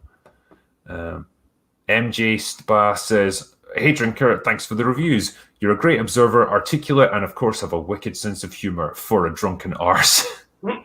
Thanks, man. Appreciate it. Spicy Tuna, have you seen the film Waterloo, old Soviet film that has great performances by the actors and battle scenes that are all done by soldiers in the Red Army? Yeah, we've talked about that. We loved it. Blinken, on the topic of war movies, you both should check out the band Sabaton. Most of their songs are about armed conflict and true stories of heroism. Yeah, I know Sabaton well. Yeah, some of their stuff's awesome. Yeah, they're like... yeah, what would you call them? They're a metal band, and yeah, they sing about like, you know, German, you know, units during World War II or battleships and stuff like that. It's great stuff. I was trying to like watch what I said there. YouTube doesn't jump on me. The Craig Lee Lawrence experience says, did anyone favor Stripes? I miss Harold Ramis. Yeah, Stripes was Bill Murray as well, I think, in that. Yeah, we all miss Harold Ramis for sure. Paddy Dunn says Catch-22 not getting a mention. I'd forgotten about Catch-22. Yeah. I think I've only seen it once, years and years ago. I just remember it being kind of weird. But it probably wouldn't go in my sort of top list of war movies.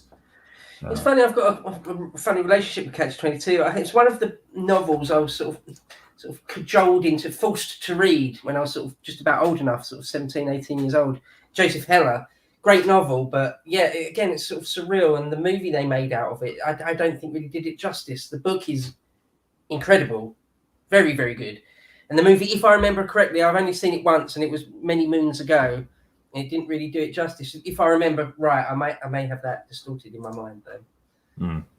I haven't read the book, unfortunately, so I can't compare. Book's a good read. Yeah, I mean, it's one of them classics, isn't it? Dusty Fred's mentioning here Master and Commander, The Far Side of the World. Yeah, that is a good film. Yeah, it's a good one. Russell Crowe's great in it. Woven Hellpaw says, my two favourite movies are Das Boot and Midway, the 1976 version. Midway is a classic. Yeah, great stuff. And Das Boot is a fantastic sub-movie. Forge Father says, Gettysburg, an epic movie filmed on the actual battlefield by thousands of reenactors. Cool. Bug versus Windshield, not traditional, but Lawrence of Arabia, a true story of a single Brit officer who gets the Arabs to fight the Germans. Yeah. 0 Hour Discussions, horror recommendation are REC and VHS 2. Need to keep them in mind as well. Pete 2 says, here are 5 oldies but goodies. Stalag 17, Bridges at Toko-Ri, Pork Chop Hill, Heaven Knows Mrs. Allison, and The Blue Max. So many I've not watched. Yeah. I need to step up my game. Freaky Friday, what are your lads' thoughts on Band of Brothers? Any good? I'm in doubt, to be honest. I loved it. Yep.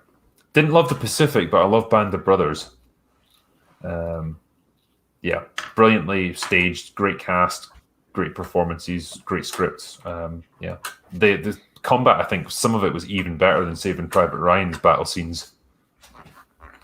And the fact that it's true, I mean, that Easy Company, it's all true. I mean, kind of incredible. Yeah, the things they went through. Certain units in certain wars sort of saw nearly all the action that there was to see, within reason. I'm exaggerating a bit, but Yeah, no, they really did see a lot of shit go down. And, I love Band of Brothers. Yeah, it's definitely worth watching. Derna1804 says, Heaven and Earth, not to be confused with a bad Vietnam movie, is a Japanese Sengoku movie. It includes a non-stop 30-minute battle sequence. Shit. Damn, that must have been some job to make. The Combat Mechanic says, thank you. Well, thank you, my friend. I appreciate the donation. Luciano Sebastian Becerra says, Drinker, I'm curious to know if you or History Bro have seen Operation Valkyrie and what are your thoughts? I've seen Valkyrie and I liked it. I thought that's the Tom Cruise one, right? I assume so, yeah. I thought it was a decent movie. I think it takes a few liberties with what actually went on and how close they actually came to success. But generally, I think the direction was great, and I liked Tom Cruise in the role. Yeah, I liked it. I thought it was very good. I'd give it a solid sort of 8. Maybe. I think it was very good. I kind of really hate Tom Cruise, the man, but I absolutely think he's a superb actor. There's no doubt that he's a great actor. I really think that. And Valkyrie, I'd watch it again if it was on. I've only seen it once, I think, or maybe twice. But again, if it was on TV, I'd probably just watch the whole thing again. Yeah. No, it's great that it does such a good job of like almost making you think they could succeed when you're rooting for them, even though you obviously know that they don't. I think that's the market of a good, well-directed movie like this. Zedman JS said, one of my favorite war movies, The Siege of Firebase Gloria, starring R. Lee Ermey and Wings Hauser in Vietnam. I've not seen that one. Quinn the Q says, The Longest Day. I had to work hard to make people believe that Sean Connery was in it. He was so young that no one recognizes him. Yeah, he was young in that. He was indeed in it, though. And Willow Wookie says, McQueen will jump the fence this Christmas, finally. Yeah, this time you'll do it. But yeah, I think it's we're all funny caught how up there's on... no ramps. It's not like it's not like a Moto X sort of scrambler thing for jumping. It's like an old school heavy motorbike, and there's no ramp that you can see, and somehow he's jumping it over these. Yeah, it's silly, isn't it? But it's silly, great but cinema glorious. Nonetheless. Great cinema. Yeah, no, it's great stuff. But yeah, that's us. We managed to catch up with all the super chats, so we made it to the end. Cool. Yeah, man. I know this has been quite a long one. This is like pushing for 4 hours. It's almost as long as Lawrence of Arabia. We didn't get an intermission either. So it's been a real pleasure. It's been really fun, actually. I mean, again, especially A Bridge Too Far and Lawrence of Arabia, I could talk for 4 hours about both of those. Sort of the real history of it. So it's probably best that you sort of it was sort of cut short a bit, because otherwise I'd still be babbling on about Market Garden now, probably. Yeah, like for the sake of our bladders and the sanity of chat, we'll we'll finish up. But thanks, man, for coming on for this. I appreciate you taking the time out of your day to do this. And yeah, for the people who want to get more insight into these movies and the sort of, well, I guess the real history behind a lot of it, you can subscribe to History Bros channel. Like, I've got a link in the description. Thank you. So yeah, give it a go. And yeah, thanks to all you guys in chat for sticking with us through this. I hope you've enjoyed our summary of our favorite movies. Hopefully you don't hate us too much because we missed out your ones. But yeah, it's been awesome. And like, thank you for all the donations. Thank you for all the super chats. And I guess we'll catch you next time. But for now, that's all we've got for today. So we're going to go away now.